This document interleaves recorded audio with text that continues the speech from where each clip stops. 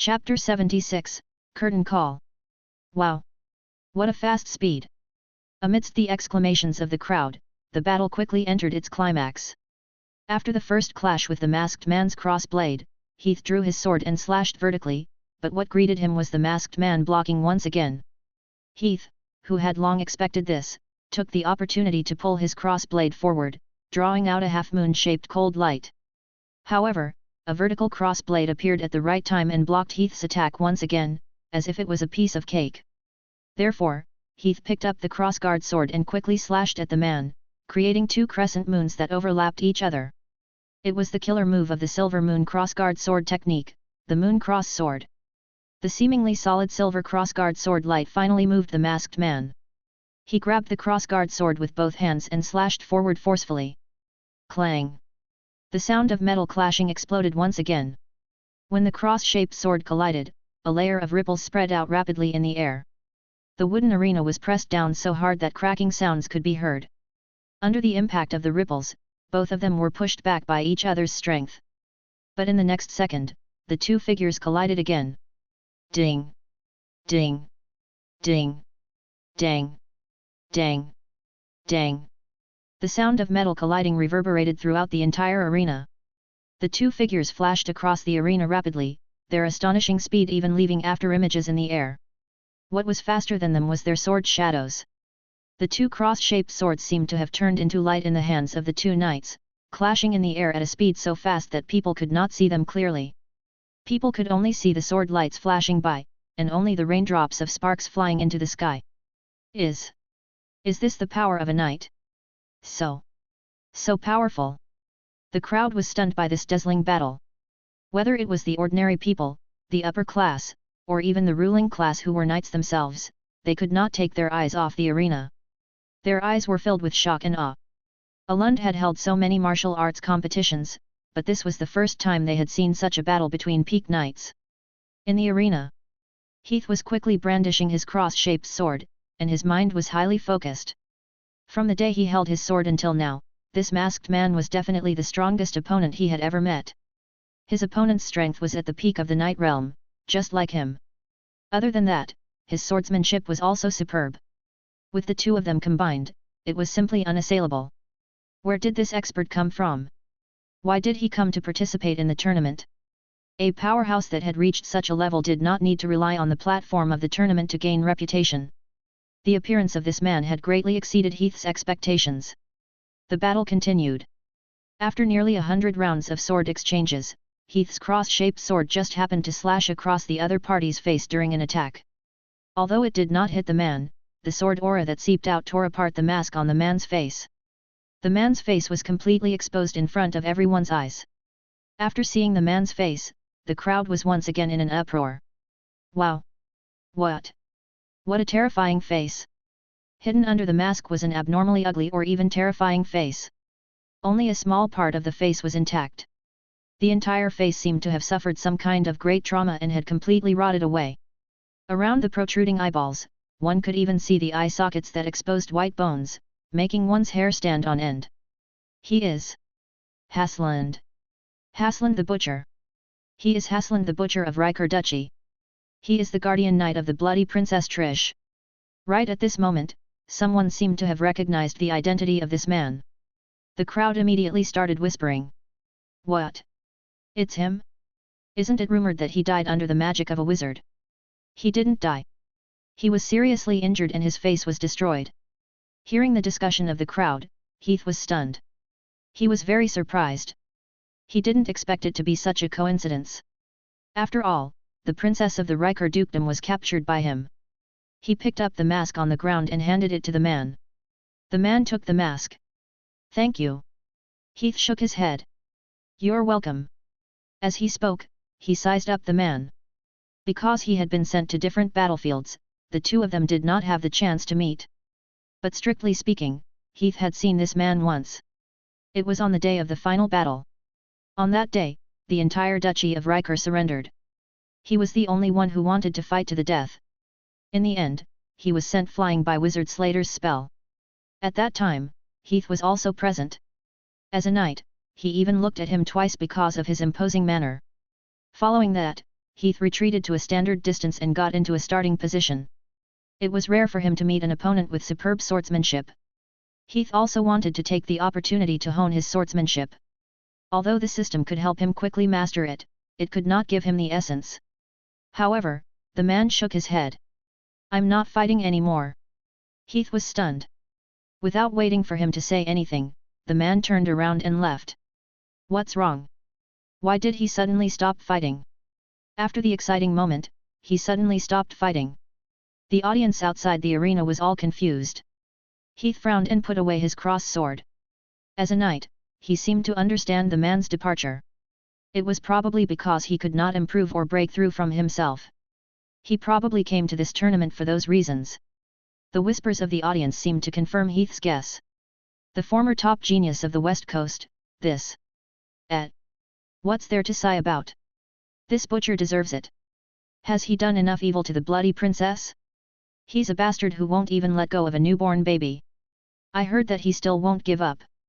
He even wants to save the woman in the tower. Due to political considerations, after the war ended, the Kingdom of Helen did not execute Princess Trish of the Riker Duchy.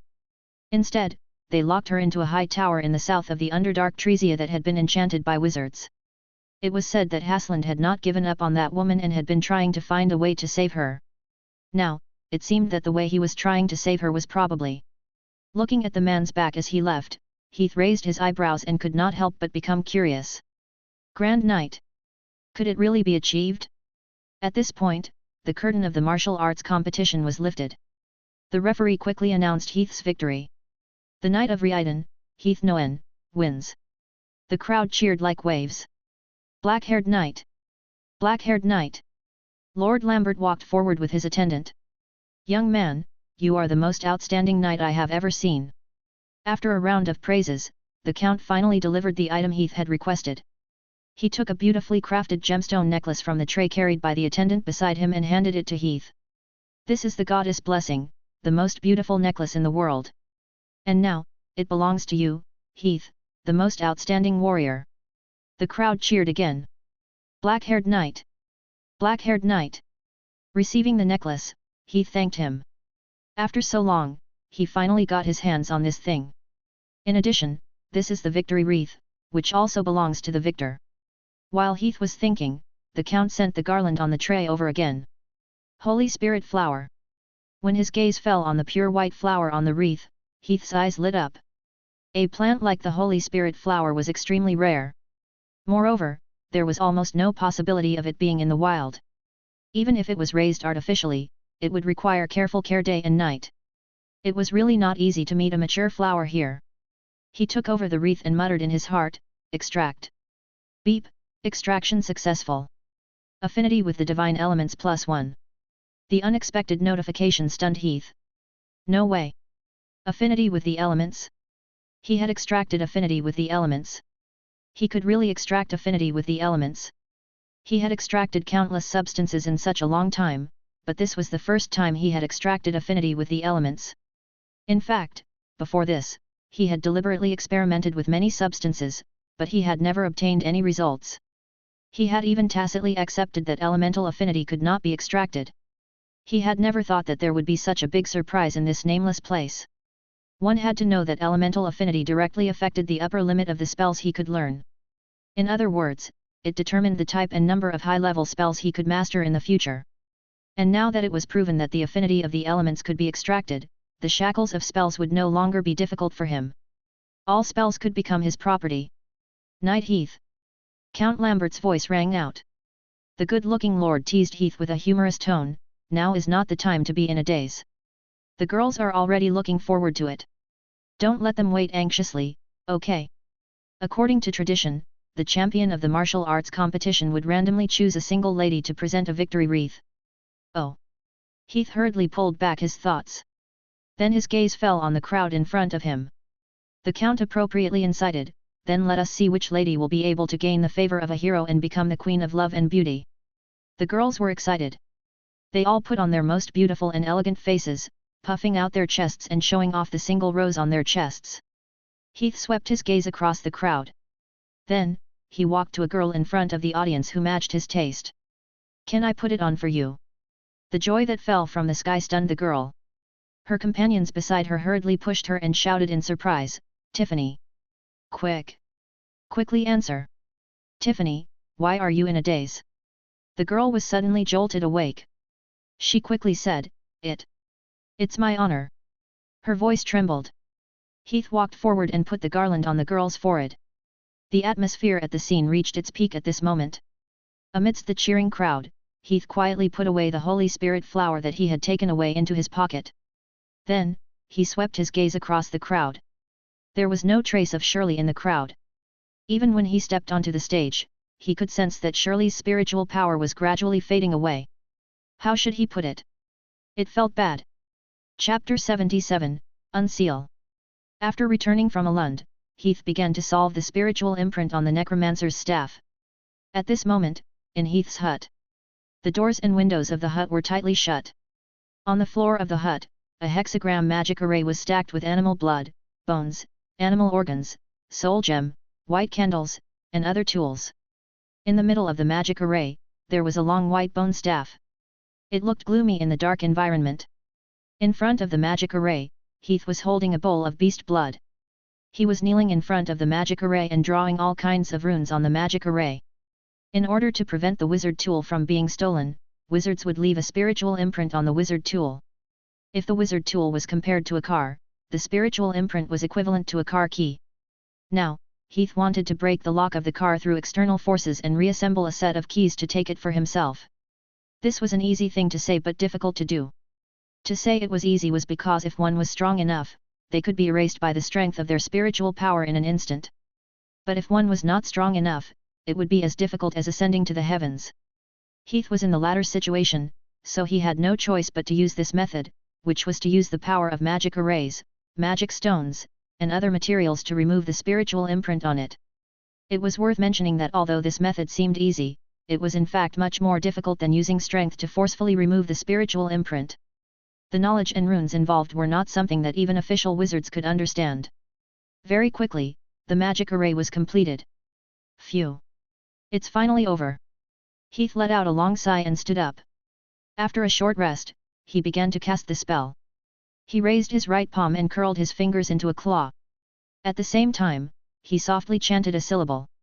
With a bang, a ball of faint blue flames ignited in his palm. He raised his palm and stretched it forward.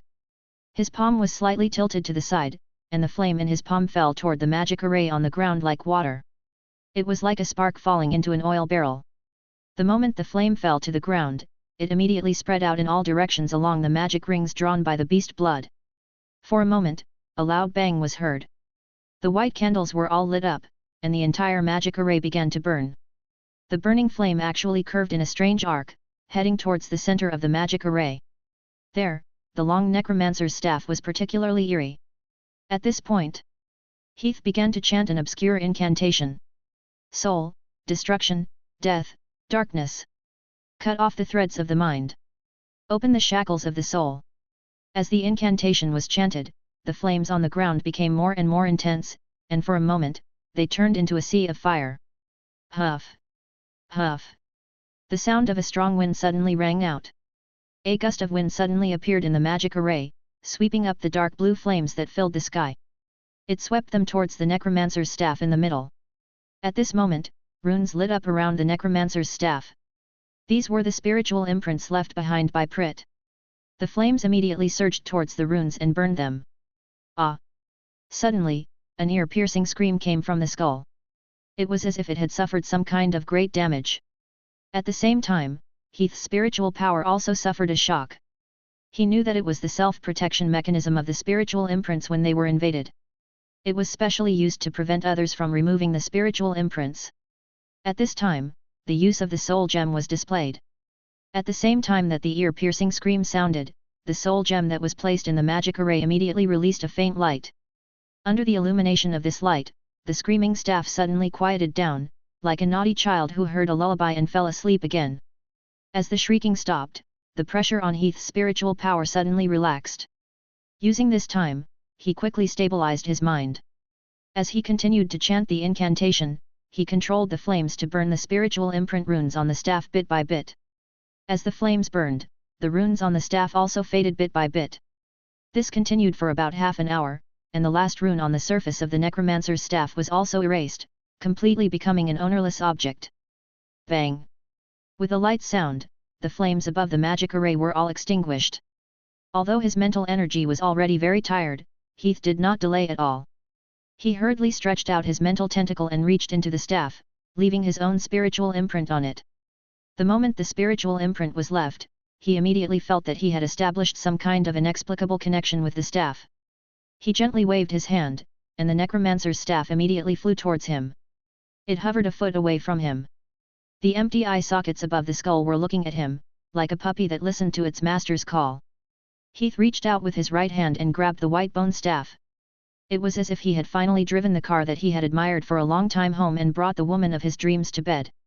Looking at the skull, Heath did not feel gloomy at all. Instead, the more he looked at it, the happier he was. The more he looked at it, the more satisfied he felt. Evening, in the canteen. 1 serving of red heart fish, 1 serving of purple-skinned cabbage, and 1 bowl of old lady's mushroom soup. Thank you. Hightower had a new head chef, and the food he cooked was very suitable for Heath's taste. In addition, he had earned quite a lot of magic stones a few days ago, so he could not be bothered to go back and cook by himself. Every day, he would spend his dinner in the cafeteria. After he finished preparing the food, Heath's gaze swept across the crowded cafeteria. After the head chef changed, the number of apprentices dining in the cafeteria suddenly increased. If they were late, it would be difficult to find an empty seat. This way, brother. At this moment, a familiar voice sounded. They saw Ender standing on the chair in front of them waving at him. Heath walked over. The apprentices who had taken their seats earlier immediately gave him an empty seat. Heath did not say anything. He sat down and started eating by himself. As usual, the apprentices were all talking about the hot topic of the day. Jenny said excitedly, "Hey, are the rumors true? Is there really a trial?" Ender said, "Who knows? But even that kid Murphy is saying that it should be true. That guy has no other abilities, and he has never been wrong about the news." Jenny's expression became even more excited. So is the official apprentice thing real? Recently, there had been a lot of news about a trial in 2 years. Almost everywhere they went, they could hear the apprentices talking about it. Ender rolled his eyes. So what if it's true? He mocked, "Can't you see the way the tower does things? The official apprentices are reserved for those apprentices from wizard families. No matter how good our performance is, it can't fall on us." As he spoke, he used Heath as an example. Look at Heath. He risked his life for the tower and made such a great contribution. In the end, they just said some big words to appease him. Slaves are just slaves. Chapter 78, Original Owner. Ender's words caused the expressions of the apprentices in front of the table to become somewhat heavy. One of the apprentices said indignantly, "Ender is right. The tower really shouldn't have done it this time. Heath has done so much for the tower, but he didn't even give us the status of an official apprentice. Yeah, even if it's a test, there should be a limit. It's really disappointing. Even after doing so much, we still can't get the status of an official apprentice. How can we apprentices have the confidence to continue working hard?" Jenny asked Heath, "Apprentice Heath, you don't mind at all?" He had been eating the whole time and seemed to have a good appetite. Heath did not seem to expect Jenny to suddenly ask him a question. He quickly put down the half-eaten roasted quail in his hand and said, "It's all right." It would be impossible for him to say that he did not have any regrets. After all, becoming a privileged class meant that he would be able to enjoy a good life. He would have countless magic stones.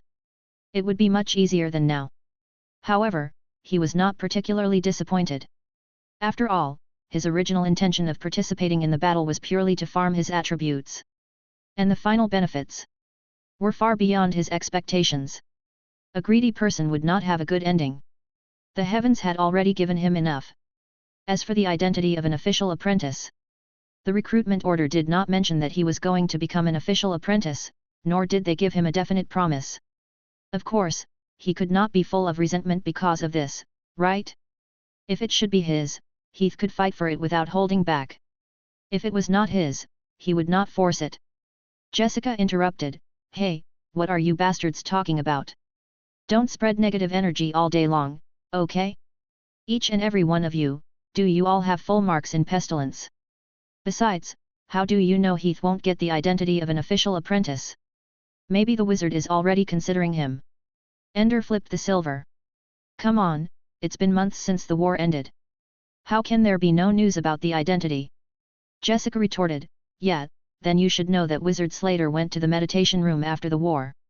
He just came out 2 days ago. Before that, he might not even know the existence of Heath.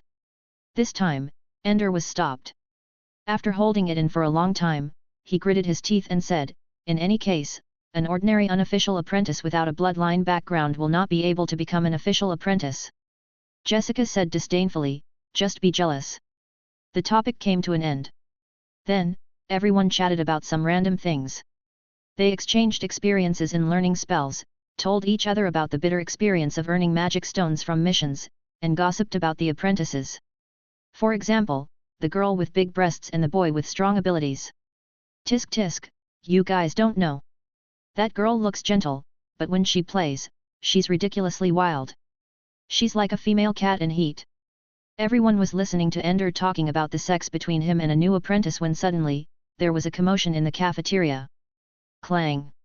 First, there was the sound of plates falling to the ground. Do you have eyes? Then, there was a sharp female voice, sounding very angry. 2 female apprentices wearing medium-sized apprentice cloaks were surrounding a female apprentice. There were plates, half a frog, mashed potatoes, and other food scattered on the ground. It seemed that there was a collision between the 2 sides. One of the female apprentices held her head. At this time, her companion was reprimanding the female apprentice who bumped into her. The female apprentice quickly said, I'm sorry. The female apprentice wanted to say something, but the female apprentice quickly pulled her back and said, forget it, I'm fine. Then, she quickly left with her companion. The female apprentice bent her knees and squatted down to pick up the food that was stained with dust. Then, she walked to the dining area with the plate.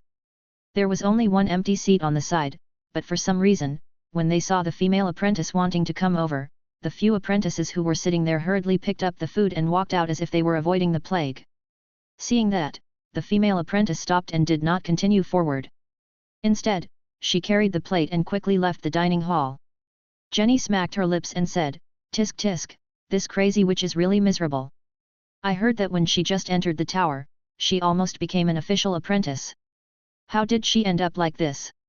Ender said sarcastically, it's all her fault. She's a loner and doesn't fit in with others. It's only right for people to hate her. Jenny shook her head. I'm afraid it's not that simple, right? Ender said, you have to ask Jessica. Jessica, aren't you very close to her? Jessica said, I've just done 2 missions with her, okay? If you really want to know, look, her boyfriend is still sitting here. She pouted her lips in Heath's direction. The female apprentice just now was none other than Heath's bedmate, Shirley. Everyone's interest was immediately piqued. Hey, brother Heath, is it true that someone saw her entering your room at night? It's rumored that she's still a virgin. Is that true? Heath said impatiently, if you want to know, you can ask her yourself. Tisk. Everyone rolled their eyes. Ender sneered and suddenly said, speaking of which, do you know? The crazy witch has really made big news recently. What? Ender joked, that idiot. The Holy Spirit flower that has been planted for 3 years has been plucked by a few humans. Heath, who was eating, was stunned. He raised his eyebrows. What did you say just now? Ender said, the Holy Spirit flower. That chick seemed to have found a Holy Spirit flower a few years ago. It was probably for cultivation. She spent all her money looking for materials to cultivate it. A few days ago, it finally matured, but in the end, it was picked by a few mortals who came to pick flowers. Ha ha ha, don't you think it's funny? The Holy Spirit flower had to be kept in a place with plenty of sunlight. It could not grow in the underdark treesia. The crowd laughed. How could there be such a stupid fellow? What happened after that? Who knows? It seems like she went to look for it, but I guess she didn't find it. That's really tragic. Listening to everyone's discussion, Heath was inexplicably a little upset. He could not help but think about it. That Holy Spirit flower is mine. Heath was speechless. This kind of person. Couldn't she talk properly? Shadow Tower, Shirley's cabin. Knock, knock, knock. A clear knock sounded on the door. Sherry, who was meditating, opened her eyes. She asked doubtfully, "Who is it?" However, she did not hear any response from outside. She stood up doubtfully and walked out, opening the door. Outside the door, it was empty, not a single person could be seen. Shirley frowned. Just when she thought it was a prank by some bored apprentice, she suddenly saw something on the stone steps at the door. Looking at it, Shirley was stunned. On the stone steps, the small white flower was emitting a gentle white light under the sunlight. Chapter 79, Wizard. On the second day after dinner, Heath received an expensive piece of good news: he could move to a new house. Shadow Tower, in the dormitory area of the tower. This room belongs to you from now on, future wizard Lord Heath. So, is there anything else that Doro can help you with? The grey goblin brought Heath to the door, rubbed her hands, and spoke to Heath with a smile. Although the intelligence seed of this goblin class was only half the height of an ordinary person, it was very diligent and meticulous in doing things. It was one of the most outstanding butlers in the wizard world. Heath shook his head. "Thank you for your help." After saying that, he handed over 2 magic stones. The grey goblin, Doro, who had received the magic stones, had a pair of extremely terrifying eyes. "You will definitely be the most generous wizard in the world. Do you still need me to help you tidy up your room?" Heath shook his head. "There's no need." The grey goblin bowed once more. "All right, then I wish you a happy life. If there's anything you need help with, be it running errands, delivering meals, or cleaning, you can look for me at the oil painting gallery." Heath nodded. "All right." Doro left. Heath pushed open the thick wooden door wrapped in an iron sheet and walked into his new dormitory. This was a typical stone room in the tower. The room was not big, about 30 square meters in size. It was semicircular in shape, and there were no decorations inside. Whether it was the floor or the ceiling, they were all uneven stone slabs. The furniture was a bed on the right and a wardrobe on the left. There was a beauty mirror against the wall, and there was nothing else. There was also a room inside that could be used for meditation and experiments. Looking around, Heath sighed. "This is a room with 300 magic stones for a month. It's so dark. Expensive, indeed expensive. But this kind of expensive was not something that everyone could enjoy. The main tower of Shadow Tower was being built on the eye of the elemental spring. It had been specially modified using a spell formation to drain the elements, so the elements that gushed out from here would first pass through the rooms in the tower. The density of the elements was related to everything for wizards. Training, cultivating plants, casting spells, concocting potions, experiments, and so on, all could be done with half the effort and double the results with high elemental density. And because of this, even if the monthly rent of the rooms in the tower was 10 times that of the rooms outside, the apprentices still fought to get in. Like Heath's room, which had just been vacated. The previous apprentice who had lived here had failed to advance to a wizard not long ago, so the room was empty. And the one who managed this area happened to be apprentice Daniel, who had dealt with him before. After consulting Heath's opinion, he helped him keep it. The elemental concentration is indeed much stronger than outside. Heath closed his eyes to feel the elemental concentration in the air. Such an environment was indeed very helpful to a wizard. "Let's clean it up first." After a few months of unoccupied rooms, the door was covered with a thick layer of dust. Clap! Clap! Heath clapped his hands lightly. Ding! Ding! Dong! Dong! A series of chaotic sounds could be heard. The broom, towel, wooden bucket, mop, and other tools hidden behind the door suddenly moved by themselves. They swept away the dust, mopped the floor, wiped the corners, changed the bed sheets, and busied themselves cleaning the room. This was the new spell that Heath had mastered, cleansing activation. Soon, the room was cleaned completely, including the bed sheets. It's just that there's still some furniture and decorations left. He would be living here for the next few years, so Heath was more particular when conditions were right. "Let's talk about it later." Shaking his head, Heath put away his messy thoughts and walked to the end of the room.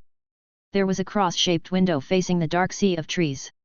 Sitting on the windowsill, Heath looked at the forest in the distance. Standing on the tall tower, he could overlook the entire underdark treesia. Under the thick dark clouds, there were forests, small houses, mud, and lakes. Among the old trees, the flower fairy with dragonfly-like wings was carrying a small honey jar as she shuttled from one flower to another. She would greet the old tree people from time to time. From time to time, a few palm-sized fish-tailed water fairies would appear from the meandering forest stream, and their pouty little mouths would spray water. A loud and powerful cry came from the sky. It was a Pegasus with big wings flying high in the sky. White deer that could shine, tables and chairs that could walk, flowers that could sing, strange fruits that could cry. There were all kinds of wonderful scenery. And Heath knew that these were only the tip of the iceberg in this world. This world. There were too many miracles waiting for him to witness. Work hard. No matter how beautiful the scenery is, it will only bloom for those with strength. If you want to see the world, you must have enough strength. Silently warning himself, Heath withdrew his gaze and returned to the room, beginning the next stage of his struggle. Sprint. Towards Advanced Apprentice. Shadow Tower, top floor, Wizard Slater's room. In the spacious room, Slater was sitting in front of a wide red-patterned wooden table, flipping through an ancient book. His straight back and upright sitting posture naturally exuded an indescribable temperament. Knock, knock, knock. At this moment, there was a knock on the door. The official apprentice, Alba, appeared at the door. Come in. Alba walked to the table and bowed respectfully to Slater. Teacher, the apprentice committee has sent over the information of a high-quality apprentice. They want me to hand it over to you. Slater nodded. Bring it over. Alba crossed his arms and took out a sheepskin scroll from his wide sleeves, handing it over. Slater took it and asked casually, which family is it from? What bloodline? Alba said, it's a mudblood. Slater, who was just about to take off the scroll's tether, stopped what he was doing. He placed the scroll on the table at the side, nodded, and said, okay, I got it. After saying that, he went back to reading.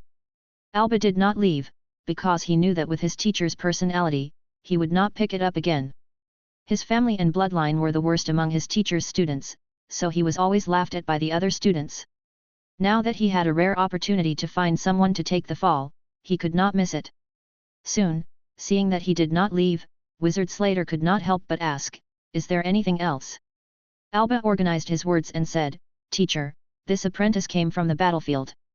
His performance in Twilight Fortress was very outstanding.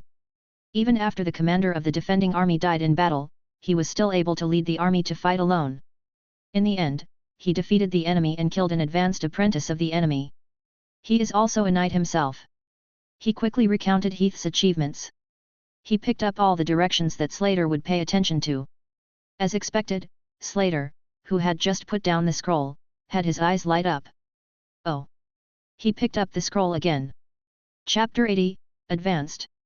After entering the tower for more than a year, his spiritual power reached 4.8, barely enough. However, considering that his innate spiritual power was already 1.6, it could only be said to be average. His combat strength is quite good. It's rare for an apprentice to have such a psychological quality. But it's this bloodline. What a pity. Reading the contents of the scroll, Slater frowned. If it was possible, it was indeed possible. Reaching 4.8 spiritual force in less than 2 years was not particularly outstanding, but it was still above average.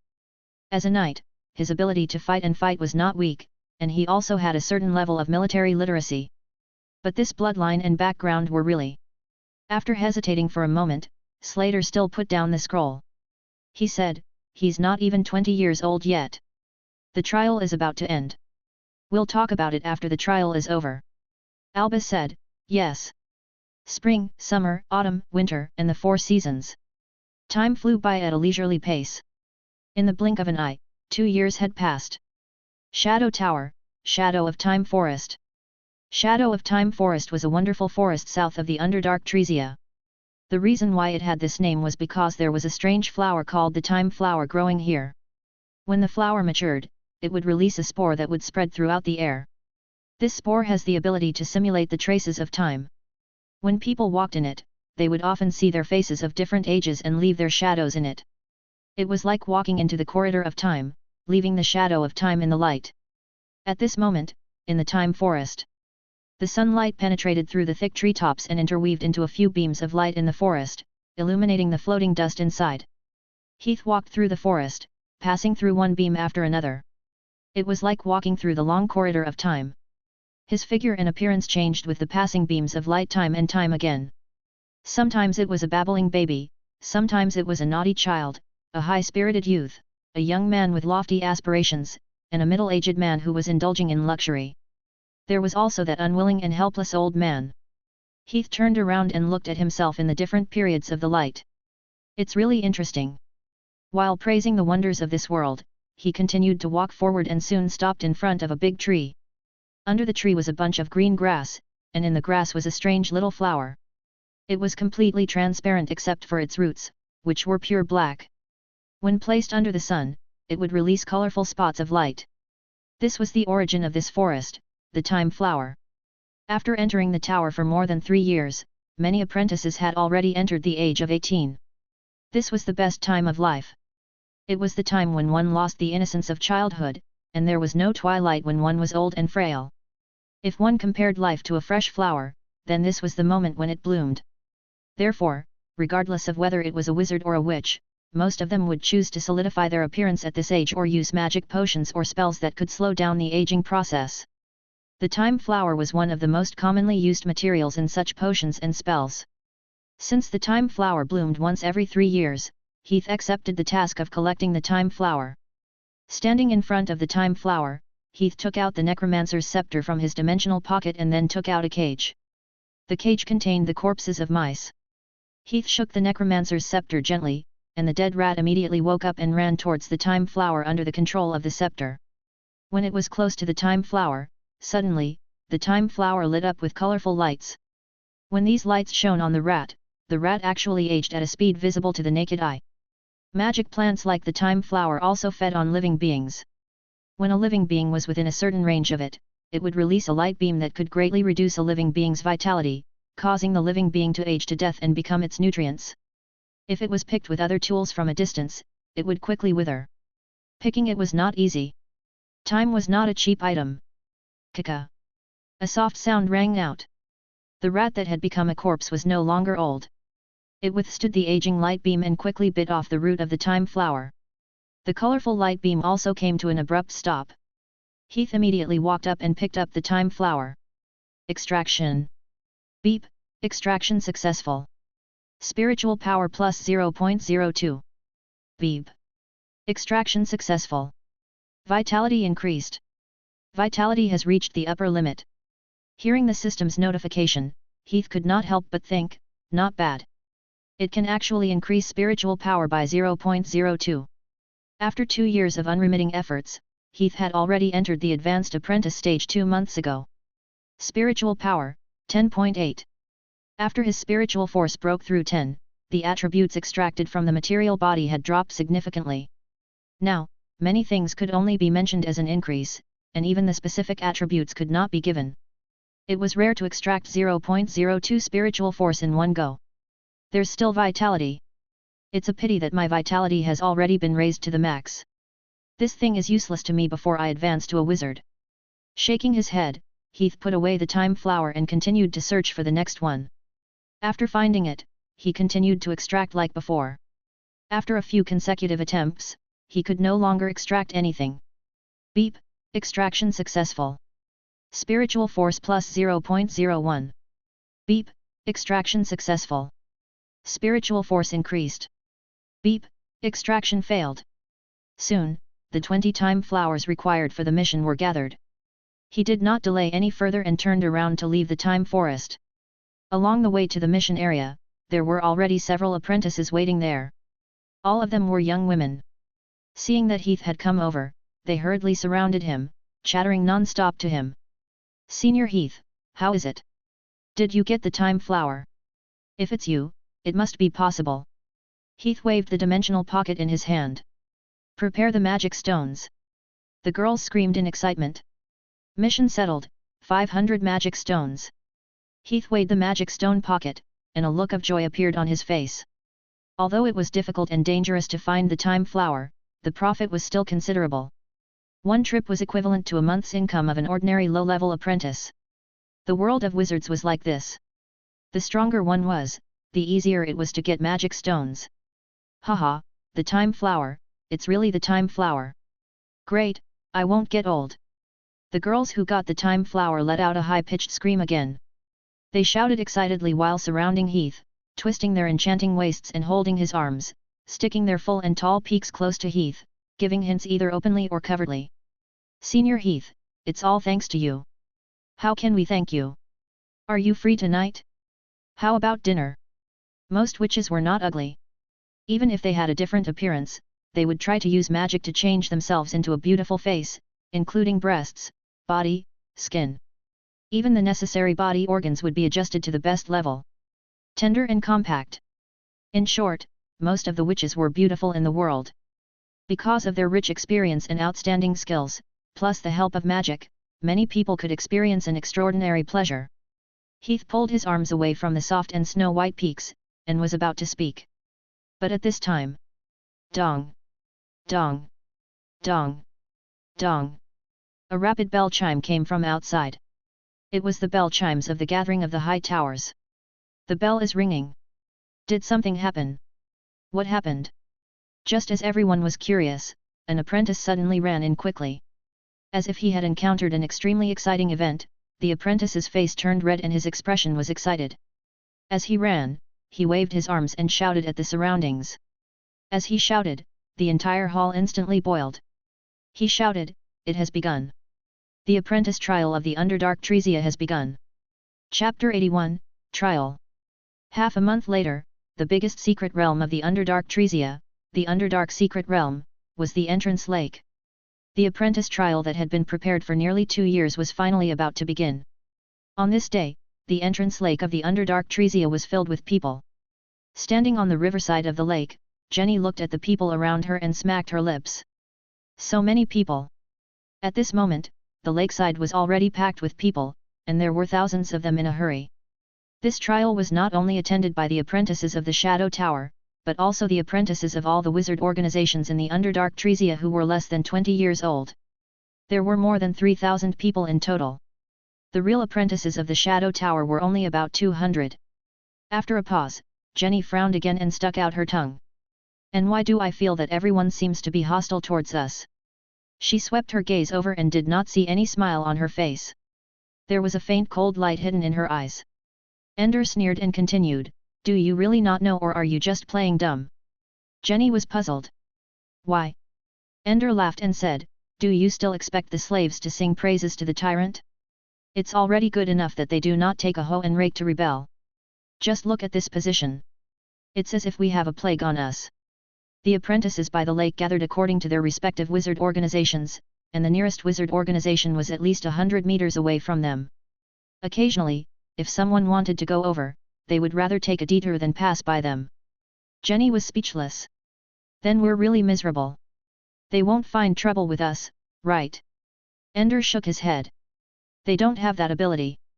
Although there were many apprentices gathered by the lake, it was obvious that they were divided into small pieces according to their respective organizations.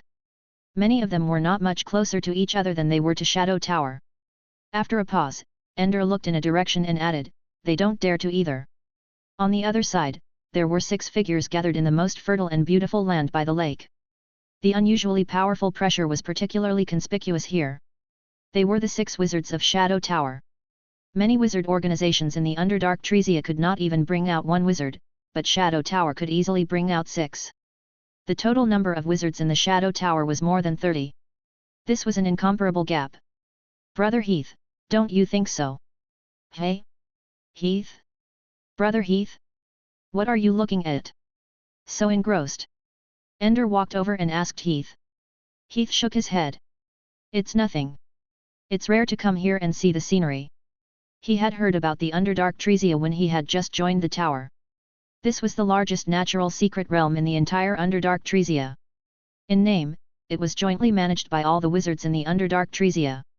It was said that the wizards had planted countless high-level materials in it. Many rare materials were found everywhere in it. "I wonder if I can get anything out of it." The effects of the extraction had been greatly reduced these days. The increase in strength was close to the upper limit, but at the same time, the decrease in the number of species that could be extracted was also an important factor that could not be underestimated. Over the past 2 years, he had basically run through all the areas within the Shadow Tower's control area. He had extracted most of the species in there. Without any new species, the extraction ability had naturally been greatly reduced. Quick, look at the sky. What is that? Horse, carriage. What a beautiful carriage. At this moment, an apprentice suddenly pointed to the sky and shouted. A carriage came from the sky. It was a white and large brown-red carriage.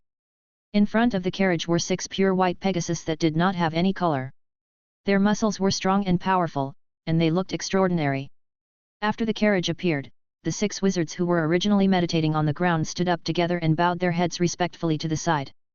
The high and mighty aura they usually had was completely gone. They lowered their heads like children. Heath could not help but be curious when he saw this scene. In the past 2 years, there had been higher-level wizard organizations that came to the Shadow Tower to collect taxes. There had been a rank 2 wizard in their team. However, Heath had never seen the wizards show such an attitude at that time. What kind of big shot was sitting in this carriage? While Heath was thinking, the carriage slowly descended and soon stopped by the lake. Click! A light sound was heard. The carriage door opened. Woof! The first sound was a dog barking. An old dog jumped out of the carriage. It had long brown and white fur, and looked like a shepherd dog. Scott, you old thing, you're happy as soon as you come out. A jeer came from the carriage. The voice was old but energetic. Then, an old man walked out of the carriage. He was about 60 or 70 years old. He had long grey hair, a hunched body, and wrinkles like old tree bark. His body was wrapped in a somewhat tattered grey cloak, and he held a long curved wooden staff in his hand. He looked like an ordinary old shepherd. There was nothing special about him. However, at this moment, all the wizards, the 6 wizards of Shadow Tower and the wizards of other wizard organizations lowered their noble heads at the same time. Lord Ferd. They bowed. The old man smiled kindly and raised his hand. Then, he looked at Witch Cassandra beside him and suddenly asked, "Is it little Ninny?" Witch Cassandra said, "I'm an old witch now, my lord." The old man gestured with his hand and said, "I remember you were only that tall back then." Cassandra smiled and said, "It's been 200 years, my lord." The old man sighed and said, "Has it been that long? I remember it was before the last meditation. I didn't expect it to be so long in the blink of an eye. Time really flies." Cassandra also sighed and said, "The apprentices you taught back then are basically gone." The old man sighed and said with a heavy tone, "The path of wizards is like that. Loneliness, solitude. Every person we know will gradually leave us. The further we go, the lonelier and quieter we are. The path of wizards, the path of loneliness." Then, he ended the topic. "All right, let's not talk about this anymore." He walked forward and looked at the many apprentices by the lakeside. "Have all the young apprentices in the Underdark Treesia gathered here?" Wizard Slater stood out. "There are a total of 3,268 apprentices under the age of 20. The old man nodded. "In that case, let's begin." "Yes." After saying yes, Wizard Slater took 2 steps forward and slowly rose into the air from the ground. Then, he spoke in a clear voice and spread his voice to the whole place with a sound amplification spell. "All apprentices of the Underdark Treesia, listen carefully. I will now announce the rules of this trial. 1. After the trial begins, you will be transported to any point on any one of the 7 levels of the trial mountain. You will proceed towards the finish line. If you walk far enough to win, the winner will receive a generous reward. Furthermore, I, Slater, will choose an apprentice to be my student." There was an uproar among the apprentices. 2. We have placed wizard tools, potions, spells, etc. at any point in the mountain of trials. Whoever can get them will get them. 3. During the trial, you can attack each other, kill each other, and plunder each other. All of you have protective spells on you. Your lives will not be in danger. The apprentices' faces tensed up at first, but they relaxed after hearing the last half of the sentence. After a pause, Wizard Slater added, "But you are not allowed to torture each other. Plundering is only limited to the items obtained inside. We will monitor the entire trial." Then, he gestured to an official apprentice. "Joyce." "Yes, teacher." Joyce walked forward, took out a large sack, and placed it on the ground. He then took out a short wand and chanted a short spell at the sack. Immediately, a bundle with wings flew out from the sack and quickly flew into the hands of each apprentice. Heath took the bundle and opened it. Inside were an hourglass and a map made of sheepskin. Slater explained, when you enter the secret plane, the map will show where you are, your destination, the treasure chest with the wizard tools, and so on. The hourglass next to you will start to count. Once the sand in it runs out, it means that you have failed. The sand can be replenished. The location of the replenishment will be shown on the map. At this point, he asked the old man below, Lord Ferd, is there anything else you need to add? The old man thought for a moment and nodded. I'll tell you a trick to get to the end. I'll only say it once. Whether you can understand it or not, it's up to you. Everyone's ears perked up. Their eyes were all focused on the old man. They looked expectant and nervous.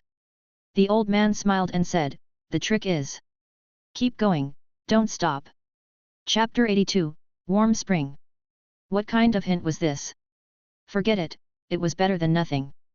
Then, I announce that the Underdark Tresia, the apprentice trial, has officially begun. Following Wizard Slater's order, the apprentices by the lake all walked towards the lake and jumped into it. Splash! After splashing in all directions, the apprentices who jumped into the lake disappeared. Then, let's go. See you at the finish line. Okay, see you at the finish line. Heath and the others greeted each other and then jumped into the lake with the rest of the team. Soon, the lakeside next to the mountain fortress sea became clear. Which Cassandra then said to a young apprentice next to her, Vina, take them up and raise the image. One of the female apprentices said, yes, teacher. Then, she took off her clothes and went into the lake naked. She disappeared into the water as if she had melted. Several female apprentices walked up to her, took out their wands, and began to chant spells at the lake. Splash! The sound of running water could be heard. A large water ball suddenly rose in the middle of the lake. The water ball reflected an unfamiliar image of a dense forest, a towering mountain peak, a withered dead land, and so on. And at the very front was a peak that shot straight up into the clouds. Ferd sat down on the wooden cane, and the shepherd dog, Scott, also laid down beside him. He combed Scott's hair while looking at the water ball hanging on the lake. He said softly, old dog, let's see whether or not anyone can reach the end. At the same time, after jumping into the water, Heath immediately felt the world spinning. Splash! His vision blurred and he appeared in an unfamiliar place. It was a beautiful forest full of flowers. There were more than 10 puddles in the forest. At this moment, there was an apprentice sitting in each puddle. Obviously, they were all teleported here. While Heath was looking at his surroundings, a voice rang in his ears. The voice was as strict as a father's. How long do you plan to sit there? It's time to go. A big dog had unknowingly stood in front of him and was staring at him with a serious expression. It wasn't just him. Heath noticed that there was a big dog in front of every apprentice. However, other than his dog, Heath could only hear the barks of the other dogs. While Heath was sizing them up, another voice sounded, as gentle as a mother's. SHH, don't scare him. He hasn't adapted yet. Suddenly, another flower fairy appeared beside him, holding a small fairy stick in her hand. Similarly, each apprentice had one beside them. Heath could not help but ask, who are you? The information he received from his spiritual power was very strange. This did not seem like a normal creature. It was not even a reaction that a creature should have. The flower fairy explained, I am the mother of flowers, and he is the father of dogs. We are illusionary spirits created by wizards.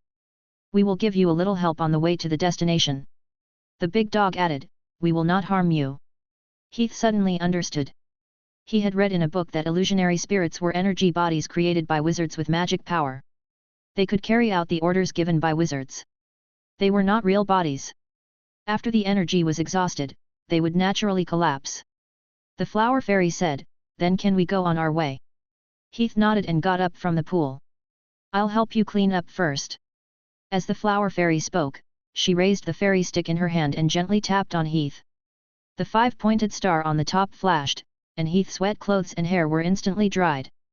Then, she continued, the first step is to check your hourglass.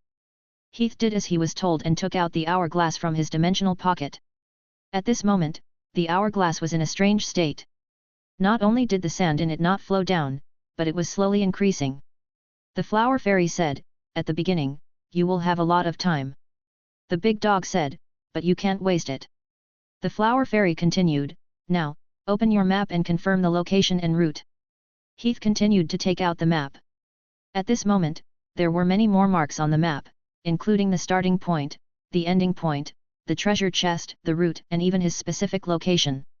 When he saw his position, Heath couldn't help but open his mouth. The 7th floor. The map showed that he was on the 7th floor at the bottom.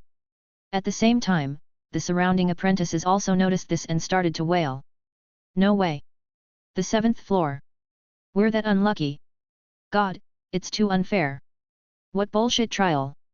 What the hell is this? Is there any fairness to it? Heath was also a little depressed. To be so far behind in the beginning, wasn't this a little too tragic? At this moment, the big dog said, innate deficiency isn't scary. As long as you don't lose your fighting spirit, you can still ride the wind and break the waves.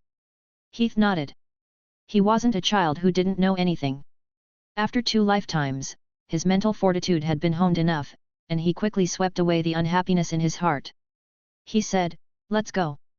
After saying that, he took the lead and set off. When the surrounding apprentices saw this, they all stopped complaining and followed Heath's footsteps. Let's go, let's go. Let's try our luck. The forest was filled with fresh flowers and lush grass. The warm sun baked the earth. The temperature was neither hot nor cold, and the sun was bright and abundant. It was very easy to walk in such a place. A few apprentices were also talking and laughing. Even Heath, who was wearing the cloak of Shadow Tower, did not encounter any hostility as if he was outside. After walking for a while, Heath felt a little thirsty. He was just about to fetch some water when the flower fairy said with concern, "What's wrong? Are you thirsty?"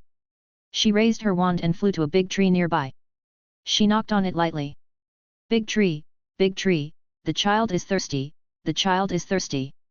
Splash! The tree tops shook. An old woman's face appeared on the tree trunk. Her voice was nagging but full of concern. "Oh!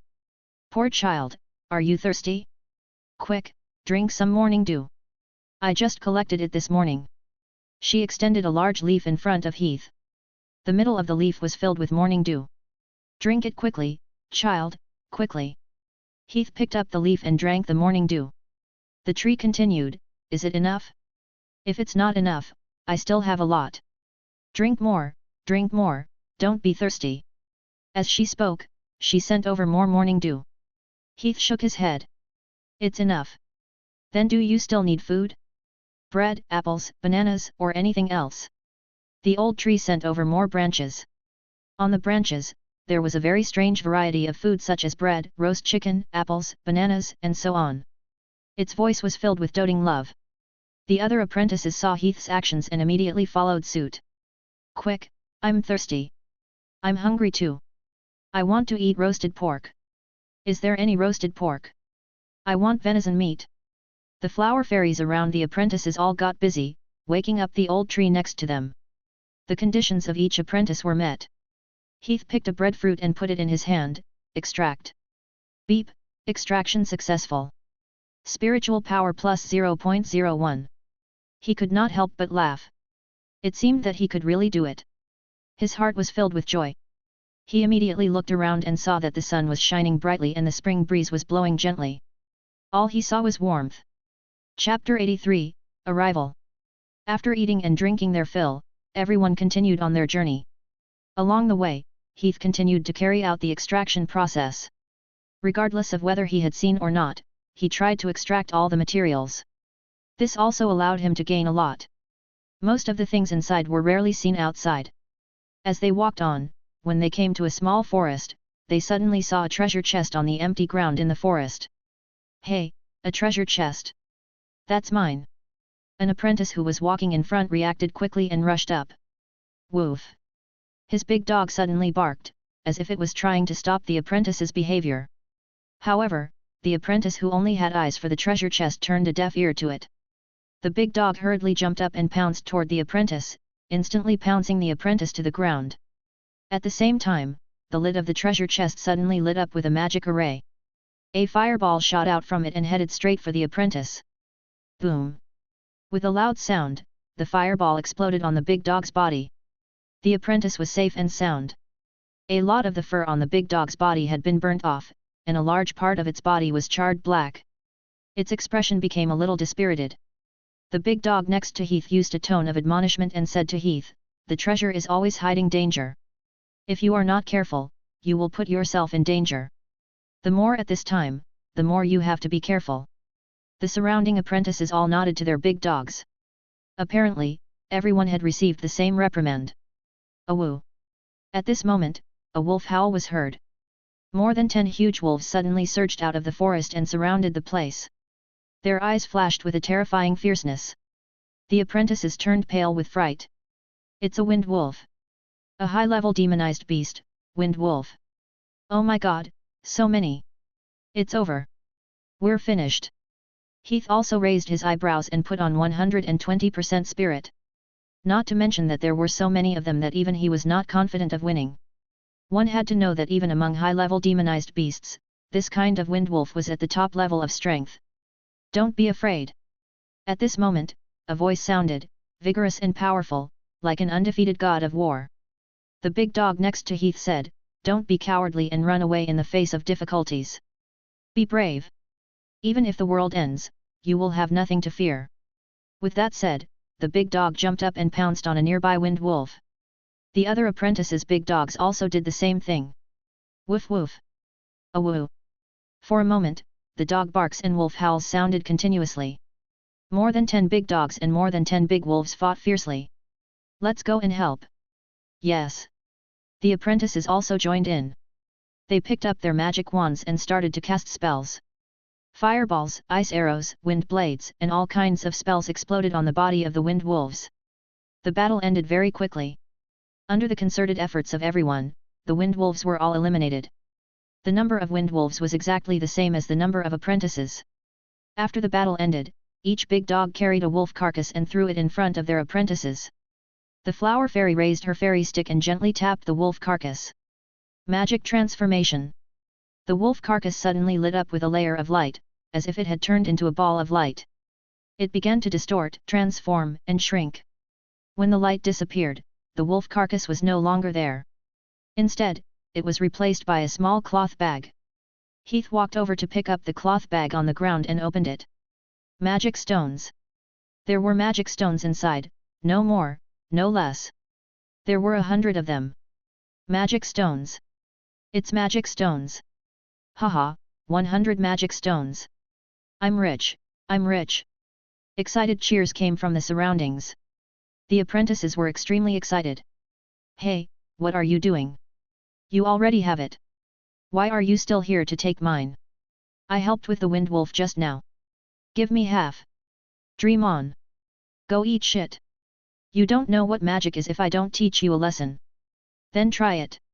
The two apprentices seemed to be arguing over the magic stones. Both sides picked up their wands and chanted spells. It seemed that they were about to start fighting. Woof! Woof! The two dogs barked. Their big dogs quickly threw them to the ground to end the dispute ahead of time. The big dog said to Heath, "Don't fight with others for the sake of small benefits. The bigger the situation, the farther the future will go." Awoo! At this moment, a painful wail sounded. It was the big dog that was searching for the treasure chest first. His big dog was heavily injured by the fireball. After that, it fought with the wind wolf.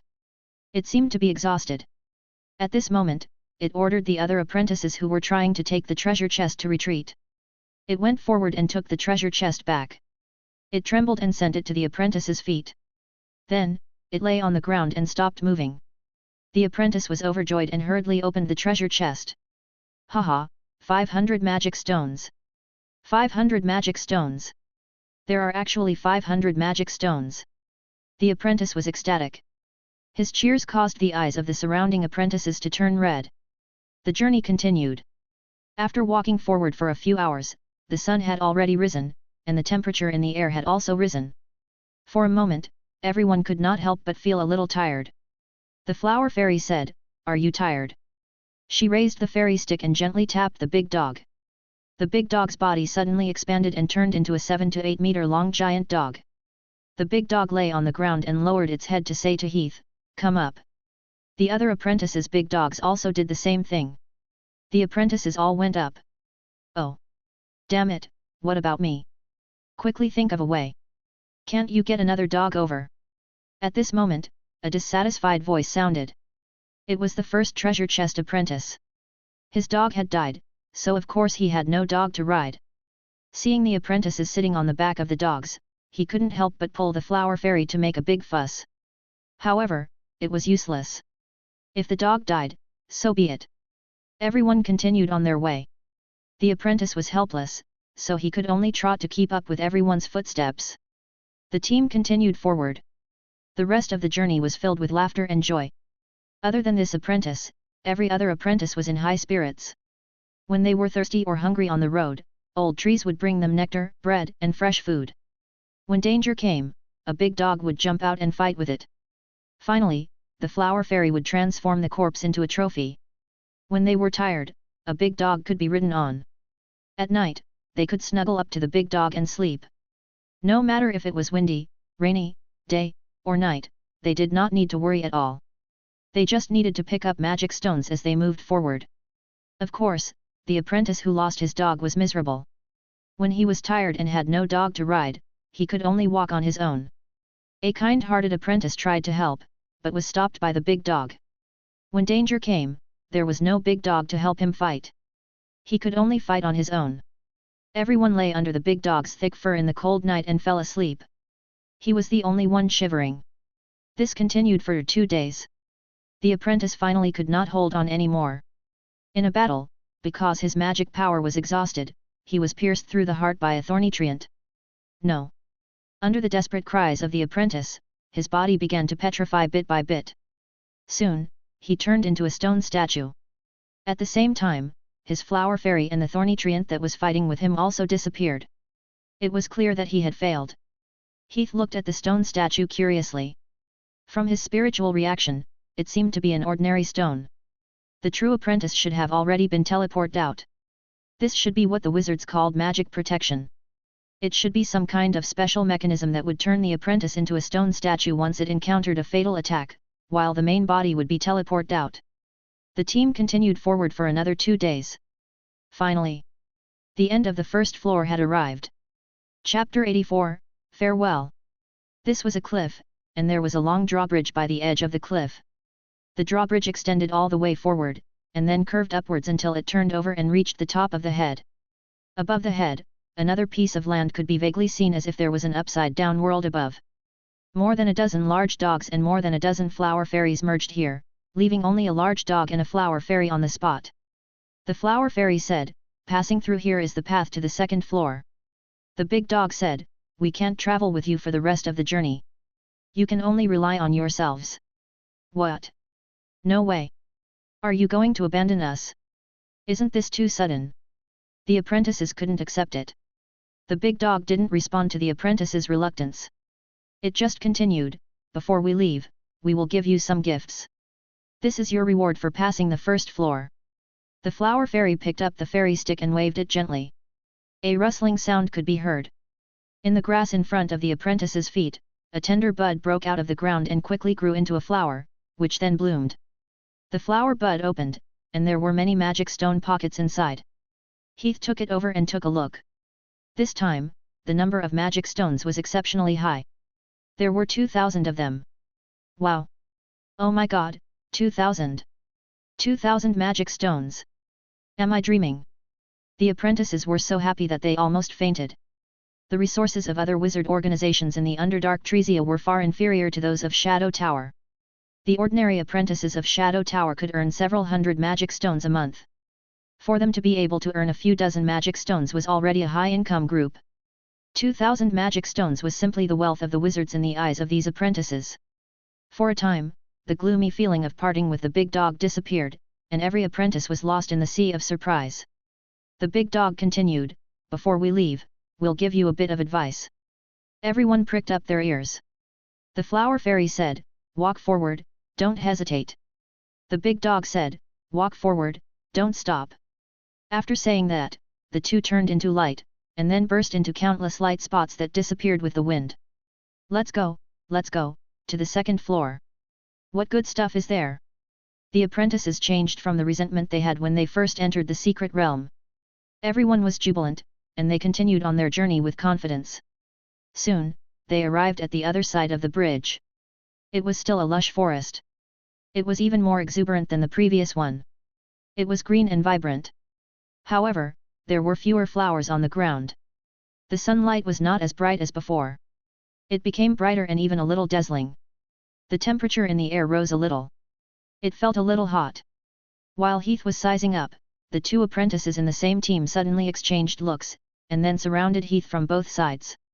One of the brown-haired apprentices said bluntly, "Hey, you, hand over the magic stones just now."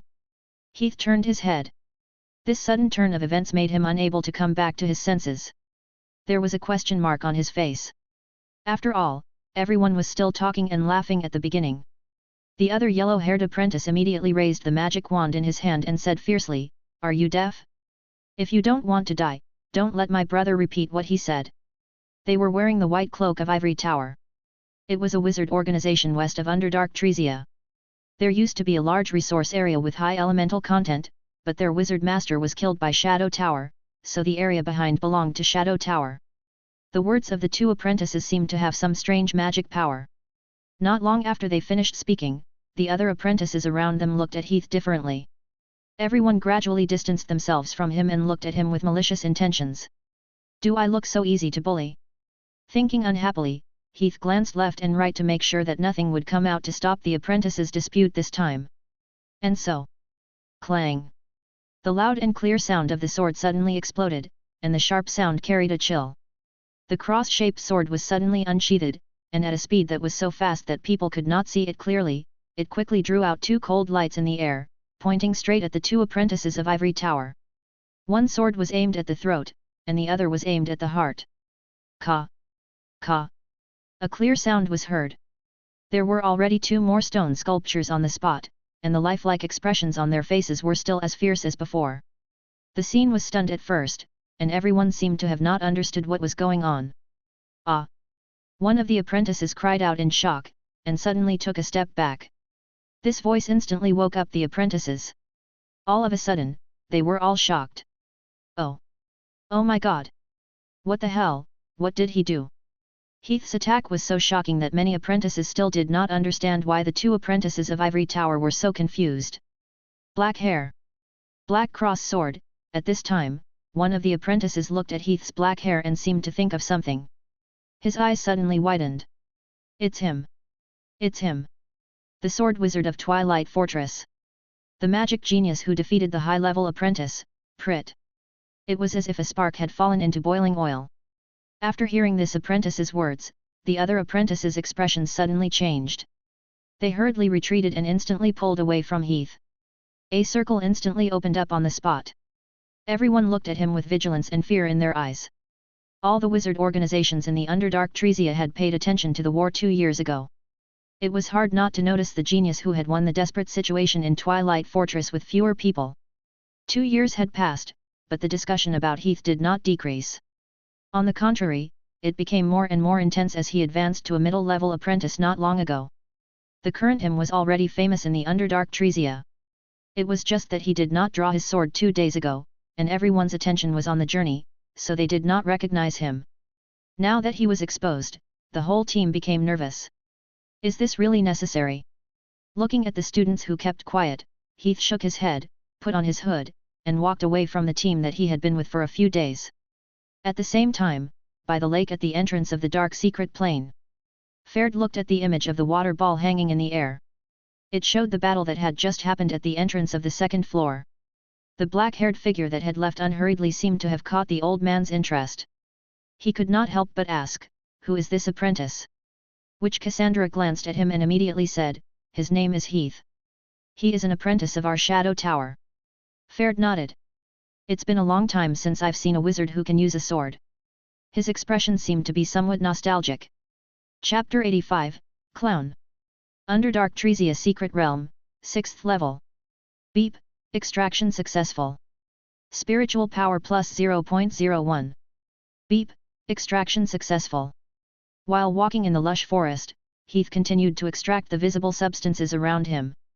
The milky white fruit that looked like a woman's breasts, the gold coin grass that looked like gold coins, the coconut-shaped coconut fruit that was indeed filled with alcohol after being cracked open, the angry flower that would get angry after being casually teased. These substances, which Heath had only read about in books before, were everywhere here.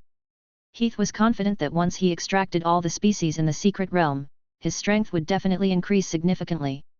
Unfortunately, this secret realm was too big. It was not something that could be extracted in a day or two. Although he did not know how long the trial would last, it was not realistic to sweep through this place during the trial. Moreover, the wizards had previously said that they would monitor the entire trial. If he deliberately looked for new species to extract, it would attract too much attention. Official apprentice. Once he obtained the identity of an official apprentice, he could accept missions that allowed him to enter this secret plane, and he could freely enter and exit this place. Because of this, if Heath had only participated in the trial with an interested attitude, then he was now determined to win this trial. Soon, he arrived at the entrance of a valley that looked like an entrance. According to the map, the 6th level was shaped like a disc. He was at the edge of the disc, and the end of the 6th level was in the middle of the disc. Heath passed through the entrance of the valley and continued forward. But at this moment, a voice suddenly called out to him, "Hey! Hey! Wait!" A cloud of smoke suddenly rose from the valley. The smoke distorted in the air and quickly turned into a red and white clown. Floating in the air, it was translucent, like a ghost. Heath stared at the clown. "You are." From his mental reaction, he was also an illusionary spirit. The clown said with a smile, "I am your friend. I will go forward with you on your next journey." Heath raised his eyebrows. "Will you help me too?" The clown raised a finger and shook it. "No, no, no. Friends can't help you. They can only give you advice. But sometimes my advice is right, and sometimes it's wrong. You have to figure it out for yourself. I'm useless most of the time, but maybe I can help you at some critical moments." It sounded like it was useless. The clown continued, "First, take this." He threw a magic stone pocket over. Heath opened the pocket and saw that there were 300 magic stones inside. However, each magic stone seemed to have a special space mark on it. The clown said, "I will now give you the first suggestion. You need to make your own choice. Please listen carefully." Heath nodded. "Say it." Clown said, "These magic stones are your capital. After you pass through this valley, you will enter the killing ground. You will be attacked at any time there. Of course, you can also attack others to plunder other people's magic stones. But when you fail, all the magic stones and resources you have accumulated will fall.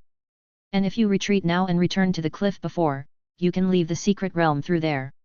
These 300 magic stones can also be taken out. What do you think? Make a decision." Without any hesitation, Heath said, "Let's go." After saying that, he took the lead and walked into the valley. "Haha, I like you." The clown laughed loudly and turned into a cloud of smoke to follow Heath's footsteps. Soon, the two of them passed through the valley and entered the killing ground. The moment they stepped into the killing ground, Heath immediately felt a sense of danger approaching him. This was a natural reaction of the body to danger after walking down from the battlefield. As if it was a conditioned reflex, he quickly moved aside according to the danger his body had sensed. Whoosh! The moment he moved aside, a sharp sound of wind breaking exploded in his ears. A red arrow shot out from the bushes by the road and headed straight for Heath. It brushed past his head and hit the ground beside him. Boom! With a loud sound, a large crater was instantly blasted into the ground. Seeing that the sneak attack had failed, the ambusher hidden in the bushes tensed up. Without the slightest hesitation, he turned around and left. The clown roared, "Get him!" Clang! A loud sword cry rang out. Behind him, Heath was like a cheetah chasing after the apprentice. However, he saw a cold light flash in the air. Following that, another stone statue appeared on the ground. A few magic stone pockets were scattered in front of the stone sculpture. Heath picked them up and counted them. There were 4 magic stone pockets in total, each containing 300 magic stones. 4? Does that mean that 4 apprentices were attacked by him? Heath walked into a nearby bush and looked around. As expected, he found 4 stone sculptures that had been petrified in the bush next to him. Obviously, these had been successfully ambushed by the previous apprentice. At this moment, the clown said, "Stay here. We can also stop at the valley and ambush another person who passes by. Believe me, we will be rich." Heath ignored him and asked, "Why didn't I see his clown?" The clown said, "Everyone's clown can only be seen by himself." So that was the case. Then, he put away his magic stone pocket and continued to advance towards the finish line. Along the way, he encountered a few more attacks one after another. At this time, the clown would always shout, "Kill him!" These ambushers were all turned into stone sculptures in the forest without exception. One of them was a beautiful female apprentice. After the ambush failed, she decisively used her fastest speed to strip herself clean. She said without hesitation, "I'm still a virgin. If you're willing to let me go, I'll do anything."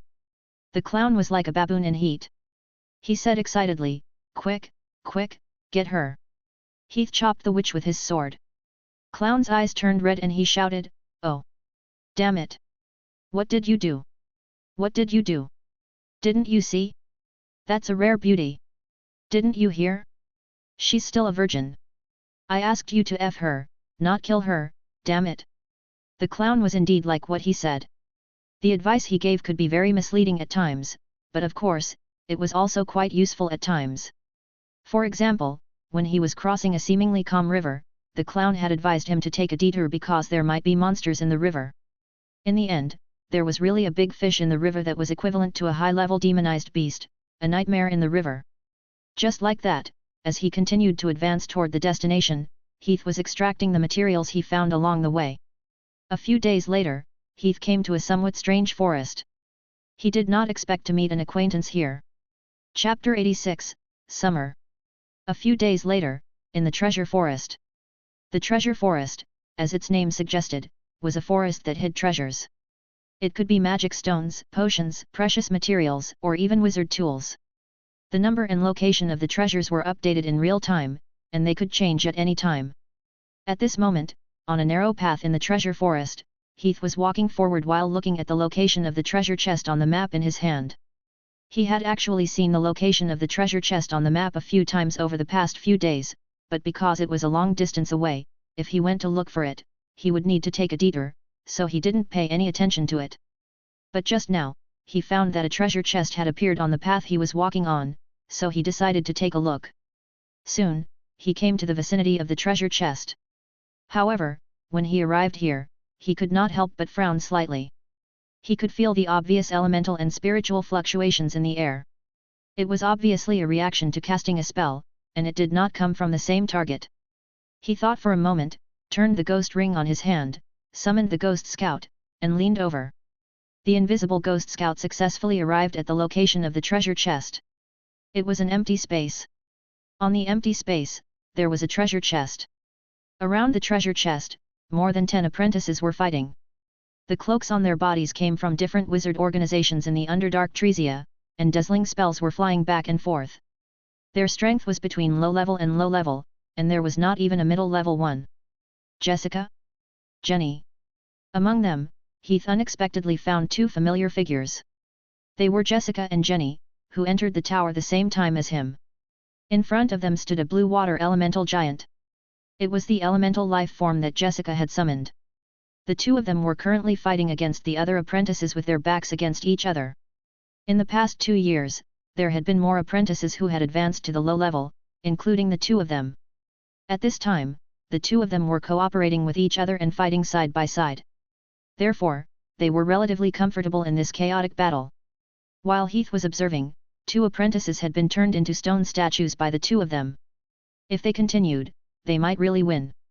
However, at this moment, an apprentice suddenly shouted, "Kill the shadow tower first." This voice seemed to have some magic power, and the chaotic battlefield suddenly became quiet. Everyone exchanged looks and stopped fighting. They surrounded Jessica and the other 2 and pointed their wands at them. "Kill the shadow tower first! Kill the shadow tower first!"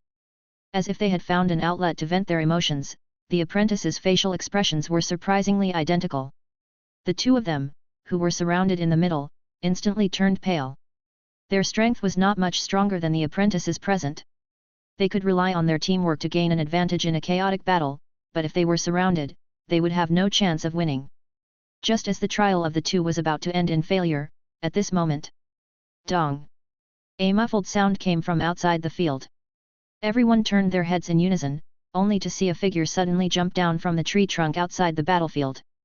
Black hair, black cloak, black cross-shaped sword. Jessica and Jenny's eyes lit up. An apprentice who did not know anything immediately said, "Who are you?" "We are surrounding and killing Shadow Tower." Heath replied, "I am from Shadow Tower." Clang! A loud sword chime sounded, and the battle once again drew the curtains. What was Heath? He was a terrifying existence who had participated in several wars and had made outstanding battle achievements in the meat grinder. There was no need to mention his own physical strength. He had the strength of a knight at the peak of the three-dimensional attributes and was proficient in battle magic. Even if his magic strength was suppressed to the level of a middle-level apprentice, he was still more than one level stronger than these crooked fellows. The two sides were not on the same level at all. The moment Heath joined the battlefield, he was like a tiger entering a flock of sheep. With a few sword strikes, he had chopped these apprentices into pieces in the blink of an eye. Their spells were not even worth mentioning when they were used on Heath's mimicry shield. Soon, the chaotic forest was cleared up. The apprentices died and ran away, leaving only the stone sculptures, Jenny, and Jessica on the ground. The two little witches were standing on the grass in a daze, staring at Heath with their eyes wide open. There was only shock in their eyes. Although they had always known that Heath was very strong, they had never thought that he would be so strong to such a terrifying extent. Although they had support in the battle just now, their little support was not even worth mentioning. This group of apprentices was basically all defeated by Heath alone. One against more than a dozen, and he was actually unharmed. It was obvious that he was still able to handle it with ease. On the other side, Heath picked up the scattered magic stone pockets on the ground and walked over to ask, "You two, are you okay?" The two witches seemed to have woken up from a dream. Jessica said in surprise, "God! Heath, you're too strong." Jenny said, So powerful." Heath shrugged. "Compared to the battlefield, this is nothing. At least here, there was no need to worry about life-threatening dangers." Then, the two sides talked about the experiences of the trial over the past few days. Unlike Heath, Jessica and Heath were directly teleported to the Moonlight Forest in the middle of the 6th floor after entering the secret realm. The span was much greater than Heath's. After knowing that Heath had come up from the 7th floor, the two girls were once again surprised. "What did you say? You came up from the 7th floor?" Heath nodded. After receiving a definite answer, Jenny could not help but ask, "How could you be so fast?" They had only left the Moonlight Forest after walking for so many days. Heath replied casually, "I kept walking without stopping." Indeed, there was no special technique along the way. He just kept walking forward. There was no special reason for Jessica and Jenny to walk slowly. It was just that they took a detour to look for the treasure chest a few times, which took a lot of time. As he answered Jessica's question, Heath could not help but think. There should be a purpose and meaning to the trial, right? Then, what was the purpose of this apprentice trial? To test the combat ability of the apprentices? It did not seem to be entirely true. After all, he had not even experienced a single battle on the entire 7th floor. Heath recalled the rule that Wizard Slater had issued before entering the arena. It was to let them walk all the way to the end, and the one who walked the furthest would win. He did not even mention the one who walked all the way to the end. Could it be that no one could walk all the way to the end? There was also that hourglass. Previously, it was said that once the sand in the hourglass finished flowing, it would be considered a failure. However, up until now, there were still quite a number of sand particles in the hourglass, and they were even increasing. Forget it, it's useless to think so much. Let's head towards the finish line first. Shaking his head, he threw these questions to the back of his mind. In any case, as the trial progressed, he believed that these questions would be answered as well. Following that, Heath and the other two opened the treasure chest. Jessica directed the water elemental giant to open it. When they opened it, they also encountered a defensive spell. It was an ice arrow that hit the water elemental giant. This elemental life form, which had the attributes of an intermediate knight, was instantly destroyed. After the treasure chest was opened, there was a bottle of transfiguration water inside. This was a magic potion that could enhance the effects of transfiguration. It was effective for apprentices who learned transfiguration. The price was around 600 magic stones. Jenny happened to have learned transfiguration in the team, so according to the rules of a wizard expedition, she gave 200 magic stones to Heath and Jessica each to buy this bottle of transfiguration water. Then, the three of them continued on their journey. On the other side, by the entrance of the lake. At this moment, there were nearly 100 apprentices on the lakeside. They were all eliminated due to failure in the trial, and now they were sitting on the river bank with dejected expressions. Which Cassandra frowned and said unhappily, although it's said that if you want to wear a crown, you must bear a heavy burden, but these guys are too impolite. Among the nearly 100 apprentices on the lakeside, more than a dozen apprentices were eliminated from Shadow Tower, which was a little high. In the next few days, Heath and the others encountered a few more battles, and without exception, they were all pierced through by Heath. In fact, among all the apprentices in the entire Underdark Tresia, his current strength could only be said to be above average. Even if he did not hide his strength, there were many who could defeat him. However, if his age was limited to below 20 years old, there really would not be many people who could be his opponent. The name of the black-haired genius of the Shadow Tower did not come for nothing. They rampaged through the road and 3 days later, the three of them arrived at a narrow valley. The map showed that the name of this valley was the Checkpoint Valley. After passing through this place, they would arrive at a flat land and arrive at the end of the 6th level. However, at the entrance of the valley, they encountered trouble. Chapter 87, 5th Floor. At this moment, on the 6th floor, at Checkpoint Valley. When Heath and the others arrived at Checkpoint Valley, there were already quite a number of apprentices gathered there. When they saw Heath and the others coming over, everyone's faces turned black. That pervert from Shadow Tower is here. Damn it, stay away from him. I don't want to fail before the finish line. If there were people who thought that the black-haired genius of Shadow Tower was undeserved in the past, then no one would have such absurd thoughts now. In these few days, the apprentices on the 6th floor had truly witnessed the terror of the black-haired genius. Although Heath was sometimes very sinister, that was only when he could not beat them. He had always been straightforward when dealing with rookies. Along the way, every apprentice who blocked his way and harbored evil intentions towards him was sent out by him using the most direct method. Because of this, in just a few days, everyone had experienced the terror of being dominated by black hair. Until now, it was too late to run when they saw him from afar. No one dared to ambush him anymore. Just like when they saw Heath and the other two walking into the valley, the apprentices all avoided him as if they were avoiding the plague. They even gathered together to form cliques. To be able to force these unrelated apprentices into a state of unity, one could see his great achievements in the past few days. Are you that afraid of me? Walking into the valley, Heath glanced at the trembling apprentices, and then his gaze fell on the giant tree that blocked the entrance of the valley. This was a high-level demonized creature, a kind of treant, called the Guardian Tree. It had the strength of a high-level apprentice, and it could also summon forest fairies to fight together. It was unusually troublesome to deal with. The clown, who was next to Heath, said, "All the paths to the destination have a guardian tree left by a wizard. But we don't have to defeat them to get there. Maybe we can try to negotiate with them. Maybe there will be a surprise." Heath decided to listen to the clown's opinion. He walked forward. Before he could speak, the guardian tree said with a bad temper, "Either defeat me or give me the purifying water. Otherwise, don't even think about getting past me." Heath asked, "Purifying water?" The guardian tree pointed at a lake not far away and said, "There is a pool at the bottom of the lake. The pool is filled with purifying water." Heath frowned.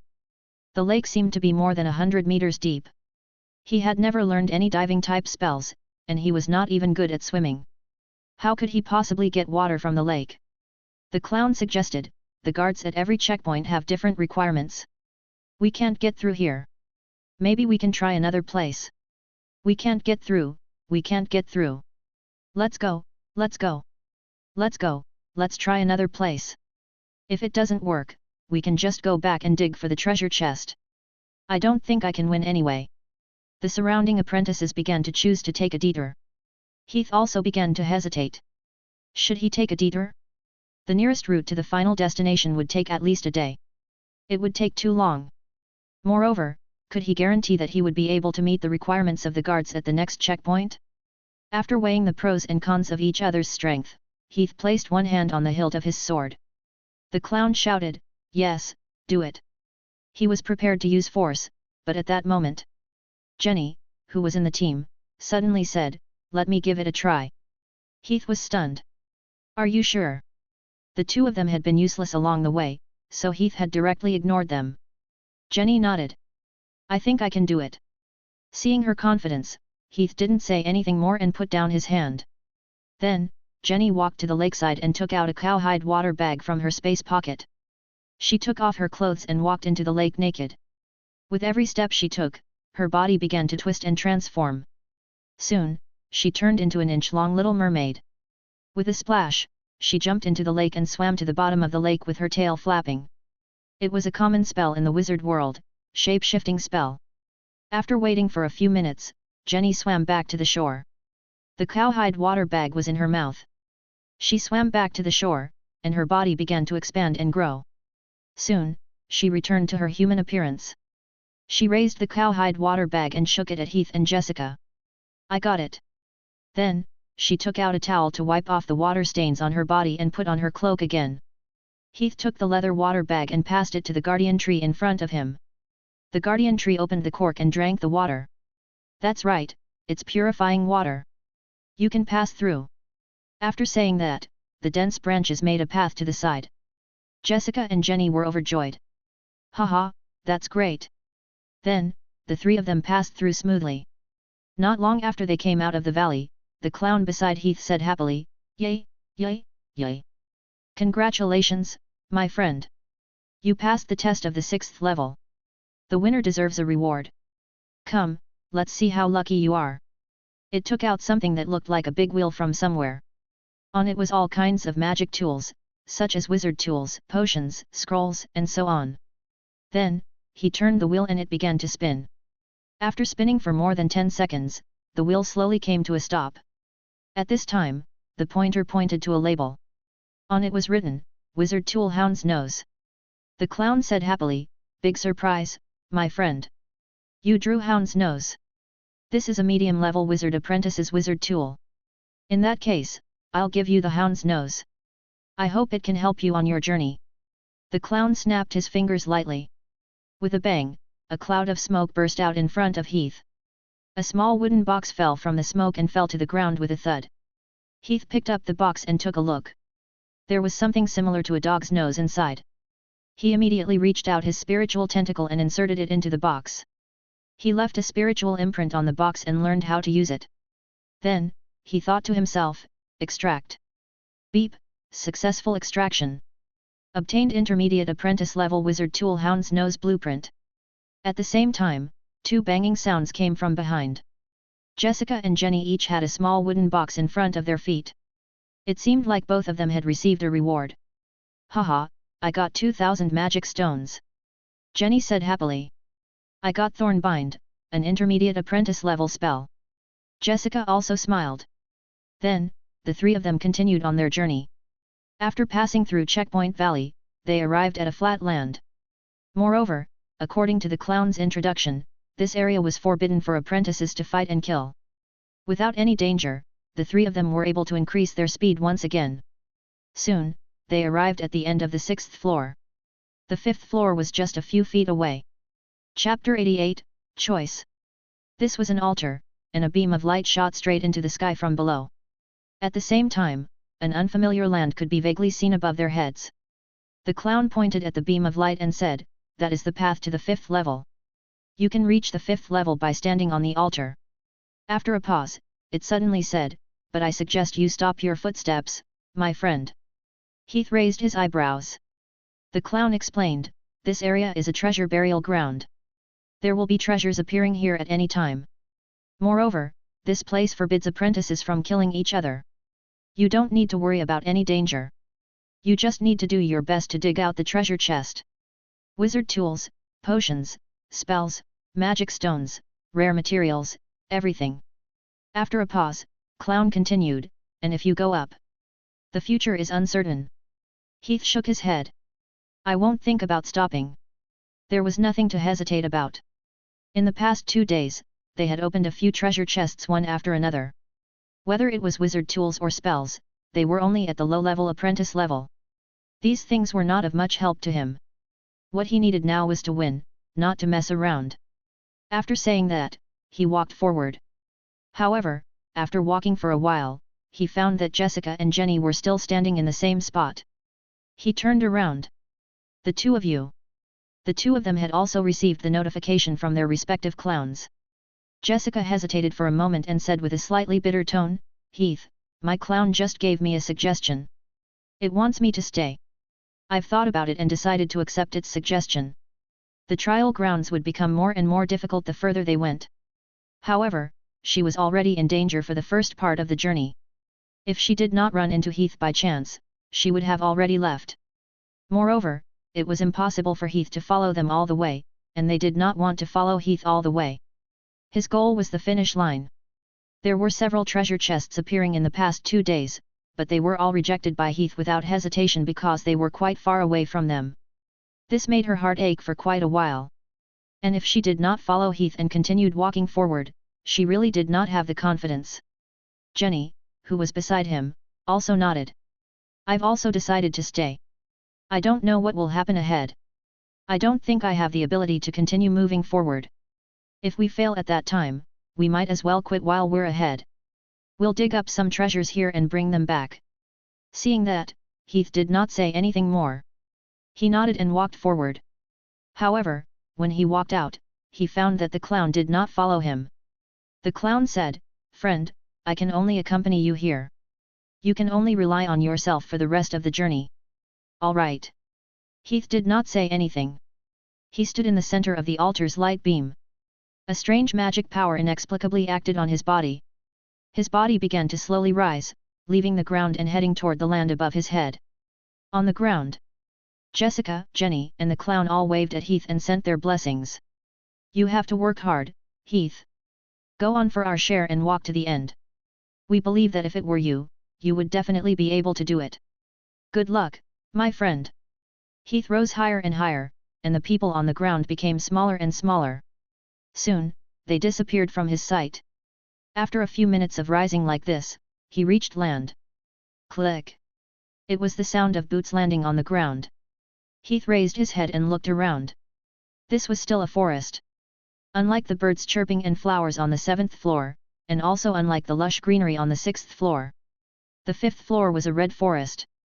Around them were golden leaves. The fallen leaves piled up a thick layer on the ground, and the entire world turned red. The bloody setting sun hung in the sky, and the slanting rays of light fell down. Whoosh! Whoosh! A gust of wind blew over at the right time, sweeping up a few withered leaves on the ground. There was a bit of coolness in the air. Heath pulled his cloak and was about to set off on his journey, but at that moment... Dong! Dong! Dong! The dull bell suddenly rang, as if announcing the arrival of some time. The hourglass placed in Heath's dimensional pocket suddenly emitted a faint light and flew out from the dimensional pocket, standing in front of Heath. The sand has started to fall.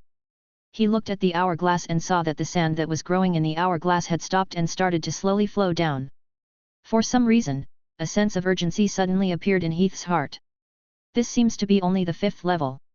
What about the 4th, 3rd, 2nd, and 1st in front? How far can I go in such a short amount of time? Forget it, let's leave first. There's no point in hesitating. Shaking his head, Heath continued to walk forward. At the same time, the apprentices on each level of the Underdark Treesia Secret Realm trial heard the ringing of the bell. Their hourglasses also began to slowly flow at the same time. The trial also entered the countdown. On the other side, by the entrance of the lake, Ferd, who was meditating, heard the bell ring and slowly opened his eyes. A smile appeared on his face. The time has begun. What will these little guys choose? Is it to go up and win the chance to reach the finish line? Or do you want to quit while you're ahead and stay where you are and use the remaining time to take as many benefits as possible? It's hard to choose, isn't it? At the same time, on the 5th level of the Underdark Treesia Secret Realm. After passing through the road paved with fallen leaves, Heath came to a wide wheat field. In the middle of the field, there was a wheat ear that reached the knee. It swayed gently with the breeze, like a moving ocean. Whew! Suddenly, a sharp sound of rushing wind was heard. A straw shot towards him at an extremely fast speed. The warning reaction that he had been using all along did not work. Heath did not notice the danger at all. Crash! At the critical moment, the mimicry shield appeared naturally, forming an eggshell in front of Heath. Boom! The straw hit the mimicry shield with a loud bang. The entire mimicry shield shook suddenly. The mimicry shield, which had always been watertight, was blasted into a fist-sized hole, and the remaining straw shot directly at his face. Heath was shocked and quickly turned his head. The straw brushed past his face, leaving a trace of blood on his face. In the field in front of him, a scarecrow suddenly appeared. It had a large pumpkin head and a body tied up with withered yellow straw. It looked very unlikable. Clang! A loud sword chime sounded. The cross-shaped sword suddenly came out of its sheath and went straight towards the scarecrow in front of them. The scarecrow raised its hand, and the straw that was like a machine gun shot straight towards Heath. Just as it was about to shoot him into a sieve, Heath's body suddenly accelerated in the air, leaving behind an afterimage. He got close to the scarecrow and slashed out with his sword. At the same time, a fireball shot out. Ka! Boom! 2 syllables rang out. The crossguard sword and the fireball hit the scarecrow at the same time. One of the scarecrow's arms was cut off. At the same time, the fireball instantly engulfed the scarecrow's entire body. With a sizzling sound, the scarecrow quickly burned into a ball of flame. Not long after, the scarecrow had been burned to ashes. A small blue stone was left on the spot, like some kind of gemstone. Is this an alchemical life form? Heath picked up the gemstone and looked at it for a while. He quickly recognized the identity of this stone. It was called an alchemical gemstone. It was a gemstone used by wizards to create alchemical life forms. He held the alchemical gemstone and said, "Extract." Beep, extraction successful. Spiritual power plus 0.01. Putting away the gemstone, Heath touched the bloodline on his cheek. This was the first time he had been injured since he had established the mimicry shield. Heath said with lingering fear, "The attack is really terrifying." As he spoke, he glanced at the remains of the field. Fortunately, the defense isn't that good. Hwalala. Heath had just let out a sigh of relief when a series of hwalala sounds suddenly sounded. The wheat field trembled, and what happened next stunned Heath involuntarily. Among the ridges, one scarecrow after another rose from the golden ears of wheat, and there were more than 100 of them at a glance. Chapter 89, Cool Autumn. Clang! Clang! Without any time to think, Heath suddenly unsheathed his cross sword and took the lead to attack the scarecrows in front of him. The cross sword cut through the air and struck the 2 nearby scarecrows.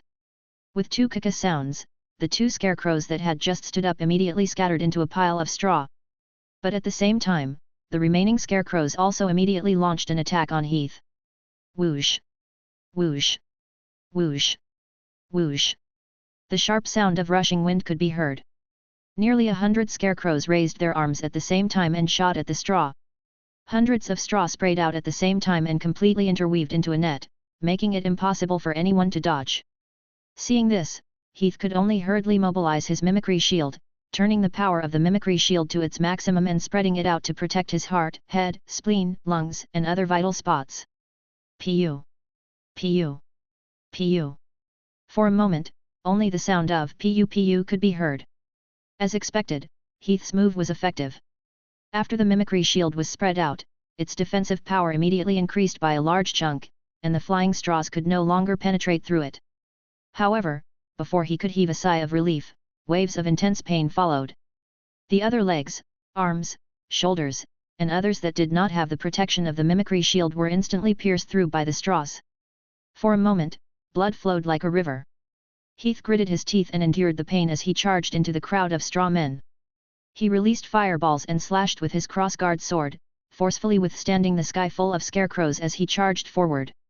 Other than attacking, the other defense and movement speed of the scarecrows were not that great. After Heath got close to them, he basically killed one of them with a sword. The number of scarecrows quickly decreased. After a few minutes, the straw men in the wheat field were all cleaned out by Heath. Huff! Huff! Huff! Standing in the middle of the wheat field, Heath panted heavily.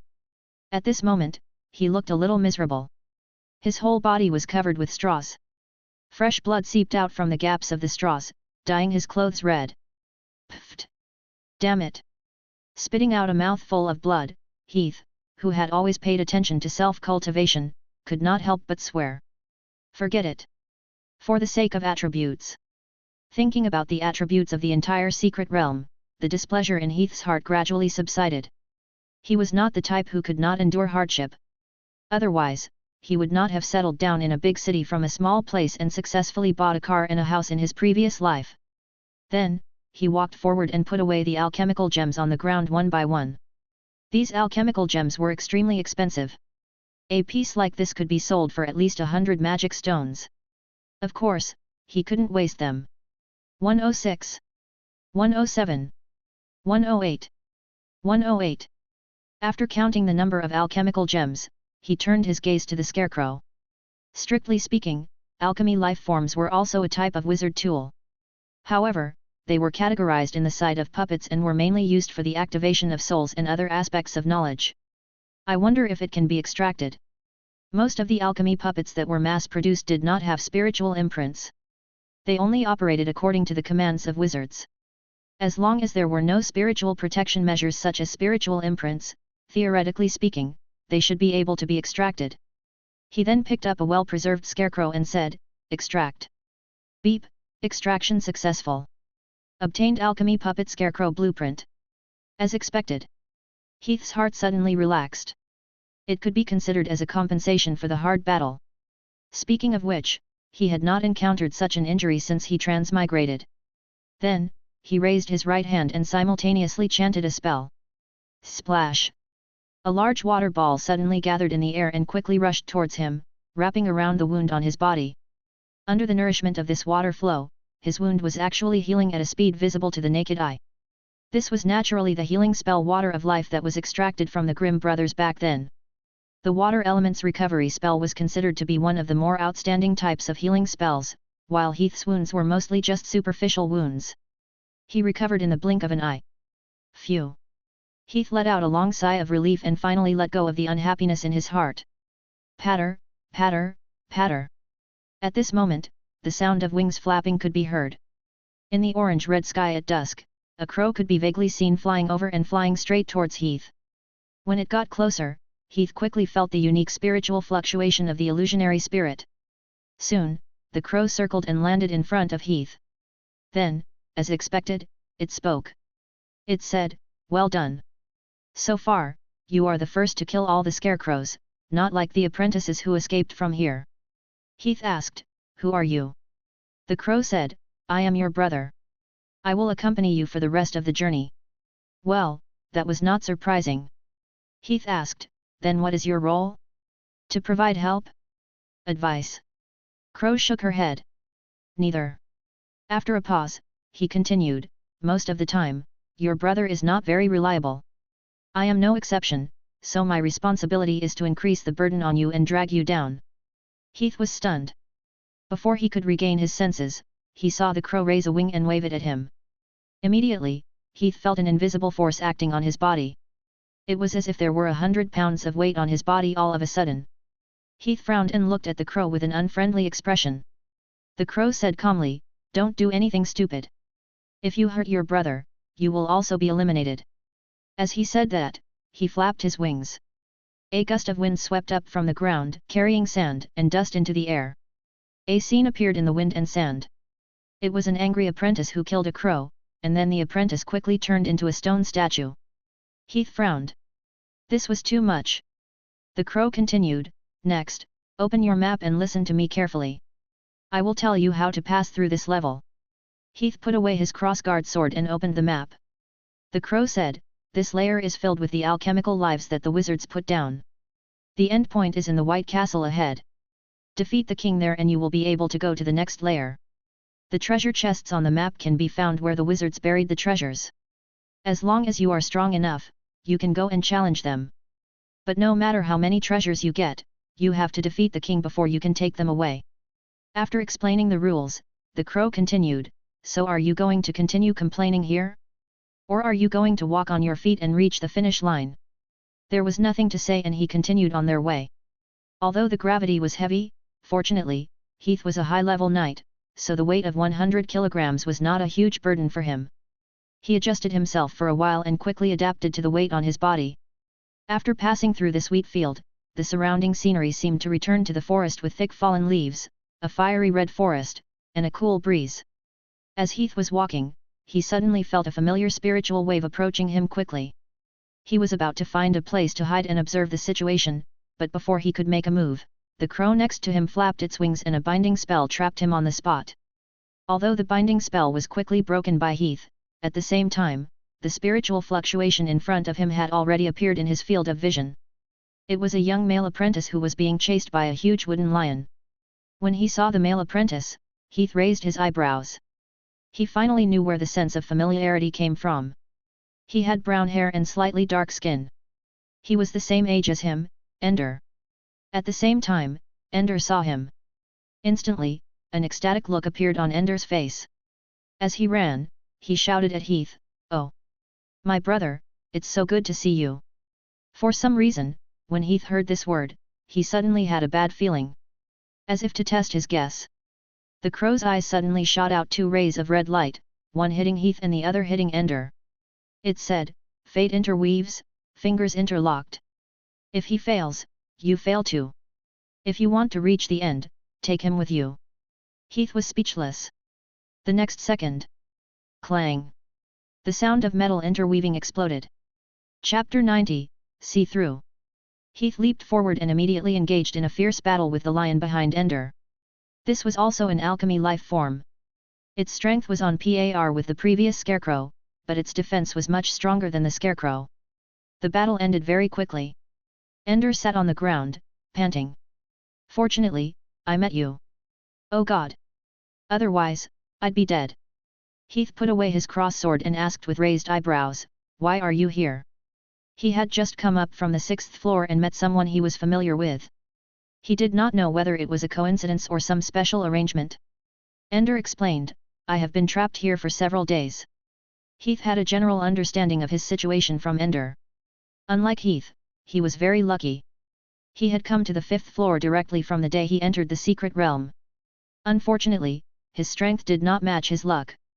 After arriving on the 5th floor, it was difficult for him to face the monsters here. A few days ago, it was not a big deal. The sand in the hourglass had been increasing, so there was no pressure. He took the map and found some weak alchemy creatures to challenge, so he also obtained a few treasures. Until the bell rang not long ago. I had no choice but to bite the bullet and challenge White Castle. I didn't expect to meet that wooden lion before I got there. Fortunately, I met you." After listening to Ender's story, Heath frowned and thought for a while. There must be some special arrangement in this secret realm. Otherwise, it wouldn't be so coincidental. It wasn't unusual for two familiar people to meet in a certain area. Fate-type spells could do that. Ender said happily, "It's great to meet you. Otherwise, I wouldn't know what to do." Heath looked into the distance. In the middle of the red forest, a towering white castle was very eye-catching. On the other side, at the entrance lake, Faird's gaze fell on the image in the water ball. The image displayed was the wheat field that Heath had fought before. The flames had been extinguished, and the wheat field was littered with the remains of scarecrows. Faired could not help but praise, "This apprentice's combat ability is pretty good." These alchemical life forms were personally made by him. Although it was just a casual brush, each scarecrow's offensive ability was still equivalent to that of an advanced apprentice. It was not easy for a middle-level apprentice like him to defeat so many scarecrows. Faired asked curiously, "Who taught him?" Slater explained, "Lord Faired, he is just an ordinary apprentice in our shadow tower. He doesn't have a teacher yet." Faired was stunned. An ordinary apprentice? To be able to become a middle-level apprentice before the age of 20, and to have such outstanding combat ability, even in those large wizard organizations, was already an outstanding performance. Suddenly, he seemed to have thought of something and asked, "What's his bloodline?" Slater explained, "He's a mudblood." Faired understood. He shook his head and said regretfully, "That's a pity." At the same time, in the 5th level of the Underdark Tresia. After saving Ender, Heath immediately headed towards White Castle. It looked very close, but Heath still walked for 3 whole days to reach White Castle. One reason was that this forest was full of magic, and many places were impassable. The entire forest was like a maze, and alchemy creatures were everywhere along the way. It required constant fighting. The other reason was that he had to carry the burden of Ender. Ender was only a low-level apprentice, and his strength was too weak on the 5th floor. Heath had to protect him while fighting, which greatly slowed down his pace. 3 days later, White Castle. We're finally here. Standing under the drawbridge, Heath raised his head to look at the towering castle, and let out a sigh of relief in his heart. This journey had not been easy. Just as Heath was about to enter, he suddenly felt something. He looked in a direction warily. Who is it? Ender was stunned. He glanced at the empty square and could not help but ask, "What did you say, Heath?" "There's nothing there." He could not sense anything abnormal mentally either. Heath ignored him and raised his cross sword. "If you don't show up, don't blame me for being impolite." The air seemed to freeze. Suddenly, the field of vision on the empty ground blurred and two figures appeared out of nowhere. At the same time, the spiritual sense that had disappeared was restored. Ender was shocked. Invisibility. This was a common spell, invisibility, in the wizard world, and it was a relatively high-level kind of invisibility spell. Even spiritual power could be hidden. There were two figures coming out. One was a short brown-haired male apprentice, and the other was a weak-looking female apprentice. Both of them were wearing the capes of the Labyrinth Academy, which was a wizard organization in the northern part of the Underdark Tresia. The male apprentice's eyes were full of surprise. He asked Heath, "How did you find me?" Heath replied, "It has nothing to do with you." Although this level did not seem to be about killing each other, who knew if these guys would attack him for some strange reason? It was better to be cautious. The male apprentice did not get angry when he did not get an answer. Instead, he laughed and said, "I was rude. I'm sorry." After a pause, he introduced himself, "I'm a mid-level apprentice from Labyrinth Academy, Keen. This is my classmate, Mina, a low-level apprentice. It's an honor to meet you, Sir Heath." Heath raised his eyebrows. "You know me?" Keen said, "The black-haired genius of the Shadow Tower, the sword wizard of Twilight Fortress who defeated the high-level apprentice Prit by outnumbering him. There are many who know you in the Underdark Tresia." In fact, although Heath was famous in the past, Keen had only heard of such a person. The reason why he could recognize him at a glance was mainly because Heath had massacred everyone on the 6th floor a few days ago. Keen had also come up from the 6th floor. He happened to hear about it, so he paid special attention to it. Pausing for a moment, he said in admiration, "I had thought that you only attracted attention because of the Shadow Tower. Now it seems that the rumors about you are not exaggerated at all." Theoretically speaking, his invisibility spell could be done without anyone noticing that he was below the wizard level, but unexpectedly, he saw through it with a glance. Heath shrugged. Seeing that the other party was so polite, he withdrew his hostility and said, "Your invisibility spell is not bad either." In fact, he saw through his opponent's invisibility spell not because of the ability of a wizard, but because of the battle instinct of a knight. His opponent's invisibility spell was very high level, and he did not have any reaction in his mind just now. Keen then asked, "You came here to pass White Castle, right?" Heath said, "Why?" Keen said, "In that case, why don't we work together?" Chapter 91, Challenge. The appearance of Keen and Mina confirmed Heath's previous speculation. It was not a coincidence that he met Ender. It was definitely the work of fate-type spells. This was because after the exchange, Heath found that Keen was also a type of person with outstanding comprehensive strength, while Mina, who was next to him, was like Ender. Her strength was relatively weaker. On the way to White Castle, both sides had an exchange on this issue. Keen said, "It should be the Wheel of Fate." He seemed to have some knowledge of fate spells. This kind of spell is able to work on two specific people within a certain range, allowing them to meet each other by chance. Probably when we first entered the secret plane, we randomly sent a portion of weaker apprentices to this level, and waited for other apprentices to come up before automatically pairing up with them. At this point, he glanced at each other's cloaks and said, "And this kind of combination may have priority in the wizard organization." Heath suddenly understood. "I see. The most up-to-date noves are published on Fruitnoelo." Soon, the few of them arrived in front of White Castle's main gate. The square in front of the main gate was covered with a hexagram magic array. The array was widely used to arrange and combine space runes. It should be a teleportation-type magic array. The crow, who was next to Heath, explained, "You can enter the hall of the castle through the teleportation array. The teleportation array can only teleport 4 apprentices at a time." He had just learned this from Keen and Mina. They were waiting for the 2 apprentices to challenge White Castle together to increase their chances of winning. "If you're ready, shall we begin?" Keen took the lead and stood on the teleportation array. Heath and his brother followed. He heard Crow ask, "My brother, are you ready?" Heath nodded. The crow flapped its wings and flew out of the square. There were 4 stone pillars covered with runes outside the square. Heath's crow landed on one of the stone pillars. The moment the crow landed, the runes on the stone pillars immediately lit up. Soon, Keen and the other 2 crows also flew to the remaining 3 stone pillars. The stone pillars were lit up one by one. When the last stone pillar was lit up, a dazzling beam of light lit up in the middle of the magic circle. A strange sense of spatial distortion was transmitted. Heath felt the pressure on his body tighten and loosen again. His vision blurred and he had arrived at a strange place. This was a great hall of the castle. In front of the great hall stood a throne. At the top of the throne sat an iron-armored knight, and a large 2-handed cross-shaped sword stood by his side. Similarly, this was an alchemy life form. Challenger discovered. A cold and stern voice sounded, and 2 blood-red lights lit up under the helmet's mask. Clang!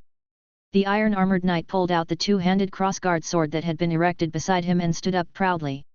Heath and Keen nodded at each other, and then launched an attack on the iron-armored knight according to the battle plan that they had made at the door. Heath, who had the strength of a knight, took the lead and rushed forward to delay the iron-armored knight. At the same time, Keen, who was at the rear, used magic to support him. Keen had the bloodline of the flame demon Everett, so he also majored in the direction of fire elements. He immediately summoned a pillar of fire from under the foot of the iron-armored knight and plunged him into the sea of fire. The remaining Ender and Mina hid to the side. The 2 of them were not of much help in the battle. It was better to take care of themselves than to cause trouble. The battle ended not long after. Although the iron-armored knight's strength was much stronger than the alchemy creatures they had encountered before, it was still within the scope of an advanced apprentice. Under the cooperation of Heath and Keen, it was quickly melted into a pile of scrap metal. After the battle ended, Heath walked forward and summoned a water ball spell to cool down the red-hot iron-armored knight. Then, he pressed his hand on it. Extract. Beep, extraction successful. Obtained alchemy puppet iron-armored knight blueprint. He had basically extracted all the alchemy life forms he had seen along the way. With these materials, he could definitely create some alchemy puppets for himself in the future if he found the right materials. Look, there are 2 more corridors over there. After the iron-armored knight fell, 2 corridors appeared at the end of the room. One marked Labyrinth Academy and the other marked Shadow Tower. The crow, who was next to Heath, explained, "Enter according to the wizard organizations you belong to. This is the end of this floor." Keen walked over. "Looks like we'll have to part here, Apprentice Heath." Heath nodded. "See you on the next floor." Keen shook his head. "Mina and I don't plan to continue going up. Mina is still a low-level apprentice. It might be a little far-fetched to continue going up. We decided to stay on this floor and continue to look for some wizard tools until the time is up." Pausing. He suddenly invited in a half-joking tone, "If you have time in the future, you are welcome to visit the Labyrinth Academy. If you are tired of Shadow Tower, if you want to come to our Labyrinth Academy, I can also recommend you. A talent like you is very welcome in Labyrinth Academy." Heath was a little surprised. After all, they had only met once, so it was probably not appropriate to say these things. However, seeing the joking tone of others, he did not take it to heart. It was probably his personality. "Well, good luck." "Good luck." Heath and Ender walked towards the corridor. After the 2 of them walked far away, Mina suddenly asked, "Keen, why are you telling him this? Do you really want these scumbags from Shadow Tower to come to our Labyrinth Academy?" Keen replied, "They are just ordinary apprentices without any status. They are also pitiful worms who have been exploited." Mina snorted coldly, "Humph, so what? Anyway, as long as they are from Shadow Tower, none of them will be able to escape." "Mina." Just as he said this, Keen sternly interrupted. He frowned, "We are in a trial." Mina was stunned and quickly shut her mouth. Keen continued, "All right, let's go quickly." On the other side, Heath and Ender came to a spacious room after passing through the corridor. There was a door in the middle of the room. The crow explained, "Open that door and you'll be able to enter the next floor. If you don't want to continue up, you can leave through that door over there." It raised its wings and pointed to one side of the room. There was a door there.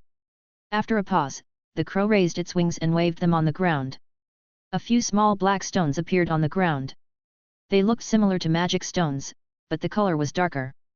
These were high-grade magic stones. One was equivalent to 10,000 ordinary magic stones. There were 3 in total, which were 30,000 magic stones. The crow said, "This is your reward for passing this level. I hope you can keep up the good work." As it said that, the crow flapped its wings again.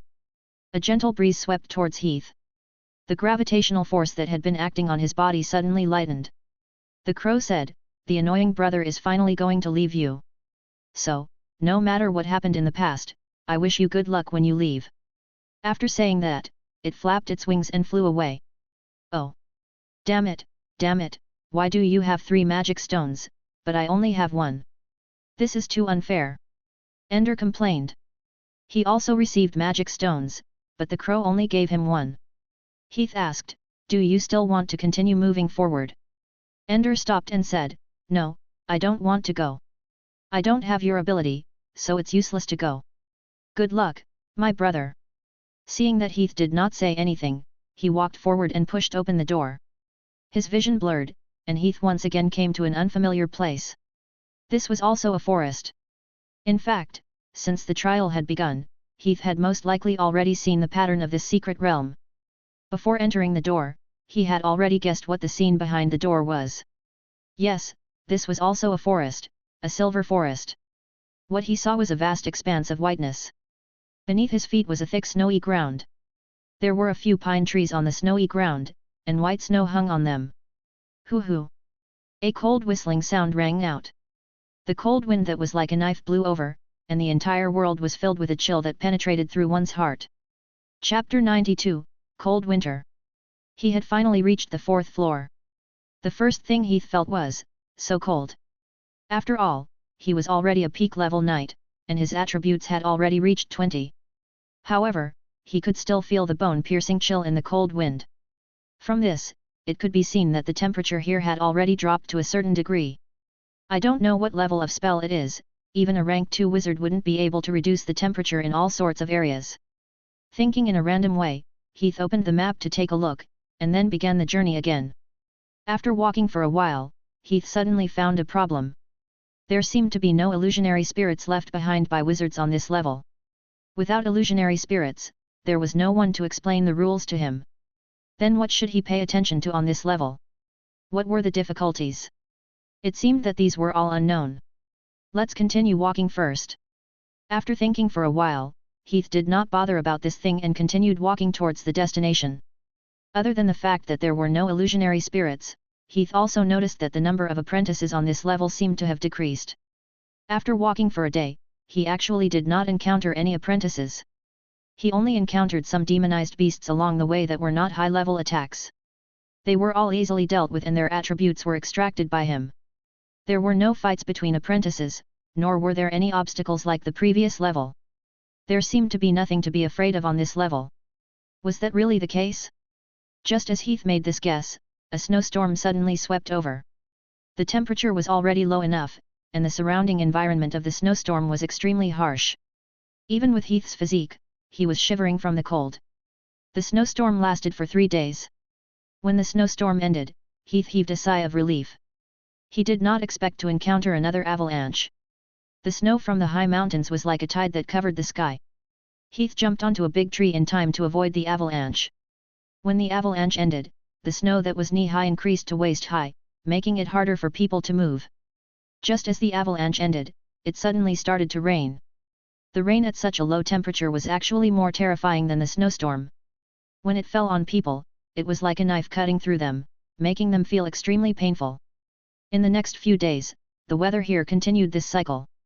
The snowstorm, avalanche, rainstorm, ice, gale, and so on did not stop for a day. Environment. The difficulty of this level should be the environment, right? After observing for a few days, Heath could not help but make this judgment. Although there was no need to fight, the difficulty of this level was more difficult than the previous levels combined. Previously, whether it was fighting with apprentices or alchemy creatures, at least it was not continuous. He could always find time to rest for a moment. However, on this layer, he could not rest for a moment. This was because Heath found that when he stopped, the sand in the hourglass would flow faster. However, when he walked forward, the sand in the hourglass would slowly increase. Every day, there were only 4 hours after nightfall. During these 4 hours, the sand in the hourglass would not flow. Outside, whether it was a snowstorm or something else, it would suddenly stop. These 4 hours was also the only time they could rest. This is, deliberately torturing people. It could be seen that the purpose of the wizards was to make the apprentices keep moving forward, so that they would not have the time to rest. Such torture, can anyone really endure it? As time passed, the trial had also entered the end of the elimination phase. More and more apprentices were teleported out of the secret realm. Some were defeated by high-level demonized beasts, some were defeated in fights between apprentices, and some voluntarily withdrew. But most of them failed because they did not have enough time in the hourglass. More and more apprentices gathered on the lakeside. There were only a few dozen apprentices left in the secret realm who were still persisting. Under Dark Treesia secret realm, at the entrance of the lake. Sitting on the grass, Ferd looked at the images transmitted from the water ball. Forest, wilderness, mountains, and snow plains. His gaze swept over every image in the water ball. He watched as the apprentices were turned into stone sculptures and eliminated for various reasons. And every time this happened, a strange expression would appear on Ferd's face. He looked at the stone statues and kept muttering, "This is it. This is it. No one can reach the end. Everyone will fail. No one." His eyes looked a little crazy and neurotic. Everyone could clearly feel that the elemental fluctuations by the lakeside had become abnormal. The wizards who knew the inside story subconsciously stepped back and cast some defensive spells on themselves. The high and mighty wizards even showed some fear in their eyes. Fortunately, the elemental fluctuations did not last long. After a moment of excitement, Wizard Ferd's emotions gradually stabilized, and the elemental fluctuations in the air gradually dissipated. It was as if some sort of emotion had been released. Wizard Ferd panted lightly. Then, he raised his head and glanced at the scene on the water ball. He seemed to have lost interest. He waved his hand and said, "That's enough. Let's end it here." Wizard Slater walked forward and bowed. "Yes." On the other side, in the 4th level of the Underdark Treesia secret realm. Whoosh! Whoosh! A violent wind reverberated between heaven and earth. On the vast white snowfield, there was a violent snowstorm. This snowstorm seemed to be even more violent than the previous ones. The violent wind even uprooted the giant trees nearby. Walking in such a violent snowstorm, Heath even had to activate the vitality in his body and occasionally use Wizard's hand to grab the ground. Only then was he able to barely stand. At this moment, his face was covered with a thick mask, which was tightly wrapped except for his eyes. Even so, every time the strong wind whistled over, he could still feel a knife-like sharpness scratching his cheek, causing pain to his cheek. The skin tissue on his body had already shown signs of frostbite, and many places had even lost feeling. The temperature outside was terrifyingly low, and the surrounding environment had already reached a terrifying level.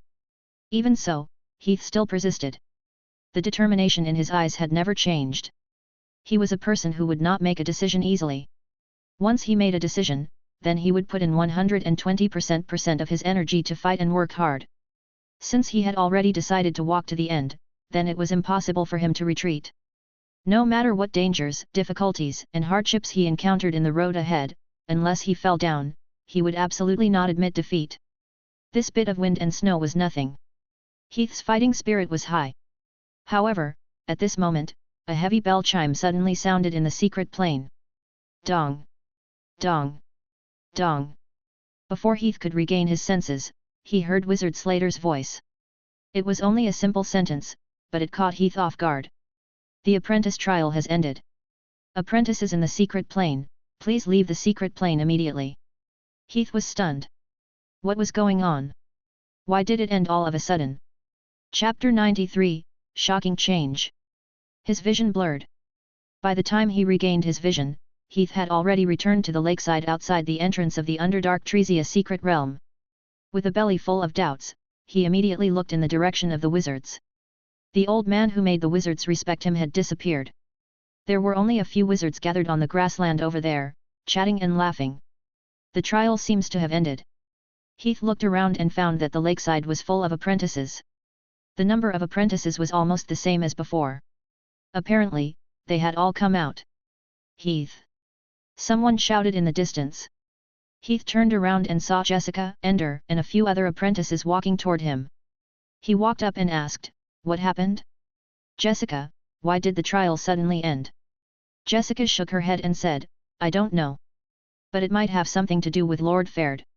He said something to the wizards, and then the wizard announced that the trial was over."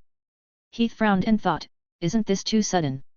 He was still holding on in the snowstorm with high hopes of reaching the end, but it was over so suddenly. It gave Heath the feeling that it was like a punch that he had painstakingly accumulated strength, but the result was. Not to mention this, but the key point was that this trial was related to his important identity as an official apprentice, which he was determined to win. He thought that if he could get first place in the trial, he would be sure of it. But now that the trial had ended so hastily, Heath was also at a loss. At the same time, Labyrinth Academy's Wizard Master, Gross, exchanged a look with Ivory Tower's Wizard Master, Aurora. Aurora immediately got up and walked towards the gathering place of Shadow Tower's wizards. Aurora, who was known as the Moonlight Wizard, bowed and said, "Dear wizards of Shadow Tower, sorry to disturb you. Aurora has an important matter to report to you." Slater looked down at him and said, "Say it." Aurora said, "Not long ago, our Ivory Tower discovered a ruin in Star Moon Bay." Ruin. This topic quickly attracted the attention of the wizards. Wizard Davide asked, "What ruin?" Aurora explained, "According to the results of our investigation, it should be a ruin from the Sinora dynasty. The owner of the ruin is at least a rank 2 wizard." After hearing Aurora's words, the wizard's eyes lit up. Slater asked, "Are you sure?" Aurora nodded and said with certainty, "There should be no mistake. We have already found a fragment of the Sinora dynasty at the entrance of the relic. This time, we are here to report this matter to the lords. I hope the lords can send people to follow us to check the situation at the scene. According to the rules set by the Underdark Tresia's wizard organizations, any discovery of strange relics, secret realms, and so on must be reported to Shadow Tower immediately. It was a serious crime not to report it." The wizards had a simple exchange, and Wizard Davide took the initiative and said, "How about this? I'll go and take a look first." Next to him, Wizard Kahir also stood out and said, "I'll go with you. I want to be more familiar with Sinora's history." Slater did not think too much and nodded. "Okay, I'll leave it to the two of you." Although it was very abrupt, the trial still ended like this. Following that, the wizards of Shadow Tower held a simple recognition meeting to reward the apprentices who performed well in the trial. After the recognition meeting ended, the wizard lords led their apprentices back to the base. At this point, the trial was completely over. A few days later, in Shadow Tower's canteen. At the dining table, Ender said indignantly, "It's too unfair. It's too unfair. It's too unfair. What right does that Williams have? He was clearly eliminated on the 6th floor. He's even worse than me. What right does he have to give him the final official apprentice spot?" During the commendation meeting, Wizard Slater had chosen an official apprentice as promised. A male apprentice named Williams had just joined the tower 3 months ago. This choice made the apprentices very dissatisfied. Before this, the apprentices in the tower had more or less expected this formal apprentice's spot. No matter who it was, everyone had imagined that they would be the lucky one. Now that the final result was out, it was fine to say that he was an outstanding genius, but this was just a new apprentice who had joined the tower only a few months ago. How could everyone accept this? Jessica, who had always been calm, could not control her emotions at this moment. "Although I knew that there was no fairness here, this is too unsightly. Isn't this giving us mudbloods no chance at all?" The only difference between Williams and others was that he was a pure blood. He came from a pure wizard family, the Snoway family. Everyone is working so hard. Why don't they give us a chance? This is too much. Yet, are we going to be slaves for the rest of our lives? The apprentices at the dining table began to discuss. Everyone was obviously dissatisfied with the result. Only Heath was still eating his dinner quietly, as if he didn't care about anything around him. Ender could not help but ask, "Heath, don't you have any opinion at all? You know, before this, we thought that you would be the one to get the official apprentice spot after this trial. Yet, Heath was the one who suffered the most. He performed so well during the trial." Heath interrupted everyone's discussion, "I have nothing to say." After hearing Wizard Slater's official apprentice announcement, Heath was indeed displeased for a while. But he soon felt relieved. Anyway, he had known what this place was like since the day he came here, so it was not strange for him to make such a choice. The one who was really strange was himself. Could it be that the smooth sailing all this time had caused him to have an illusion? He actually felt that he had the opportunity to stand side by side with those pure-blooded people and become a member of the rentier, sharing their benefits together. The simple reality gave him a timely slap, reminding him of his identity and reminding him of what kind of world he was in. This was the wizarding world where class had completely solidified. Nobles were nobles, slaves were slaves. No matter how outstanding a slave was, he was still an outstanding slave. The nobles would reward them and praise them, but it was impossible to pull them to the same level as them. They would think about how to become one of them and integrate into their world. In the future, they would still think about how to get more benefits for themselves. Heath decided in his heart. What's that? The wizard ship. It's our wizard ship. The wizard master is back. The wizard master and the wizards are back. At this moment, there was a commotion outside. The table Heath and the others were sitting at was right next to the window. They could see the scene outside at a glance. Everyone subconsciously looked in the direction of the crowd's clamor. They saw a huge three-masted sailboat appearing in the sky over there, slowly sailing towards the tower. It was a wizard ship, a type of large-scale wizard tool. Everyone, including Heath, put down their food and walked out of the restaurant to stand on the square outside. They were curious, but at the same time, they followed the rules. This kind of wizard ship was extremely expensive. In the entire Underdark Tresia, only Shadow Tower had one. A few years ago, Wizard Master Zaraz led the wizards to explore a secret plane. Now that this wizard ship had returned, it must be the Wizard Master and the wizards who had returned. According to the rules, the apprentices had to come out to welcome them. Whoosh! Whoosh! Whoosh! At the same time, the sound of rushing wind could be heard. 4 figures appeared in the square. They were the 4 wizards who were still in the tower. Other than the 2 wizards who had gone to the Ivory Tower to check out the ruins, the rest had gathered here. Soon, everyone had gathered in the square. The 4 wizards stood in a row. Behind them were their students, and behind them were the ordinary apprentices. Everyone looked at the wizard ship in the sky, waiting for its arrival. What's wrong with that wizard ship? Why is it shaking? Is it an illusion? Why do I feel like there's black smoke coming out of it? At this moment, the apprentices suddenly had a strange look on their faces. They saw that the wizard ship that was coming over seemed to be broken. It was flying in the air and shaking, and it was even emitting thick smoke. Why isn't it slowing down?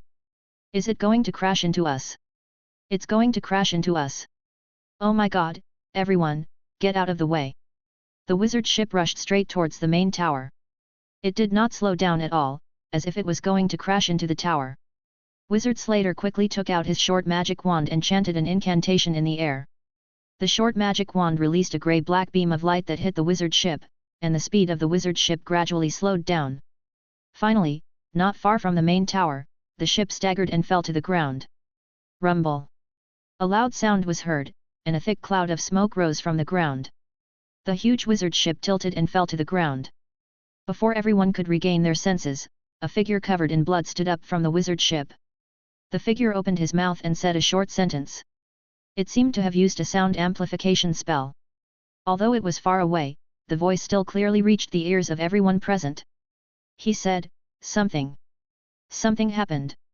Something happened to us in Pandora's maze." The wizard master and the wizards were all annihilated. For a moment, everyone's expressions changed. Chapter 94, 3 Ring Towers. Shadow Tower. Dong. Dong. Dong. All apprentices, return to your dormitories immediately. You are not allowed to go out without orders. All apprentices, return to your dormitories immediately. You are not allowed to go out without orders. All apprentices. The uneasy alarm bell reverberated in Shadow Tower. Raven Rafis hovered in the sky, using her dry voice to chase away the apprentices below. The apprentices returned to their dormitories one after another. Ender looked at the chaotic crowd in confusion. Are you kidding me? Which one was the Wizard Master's wizard ship just now? Is the Wizard Master dead? A sense of unease could be seen between his brows. It was not only him, but also the surrounding apprentices. Their faces were a bit pale, and their eyes were a bit panicked. Everyone was obviously shocked by this shocking news. Could something have happened? So many wizards died at once. It's fine. We still have the wizards?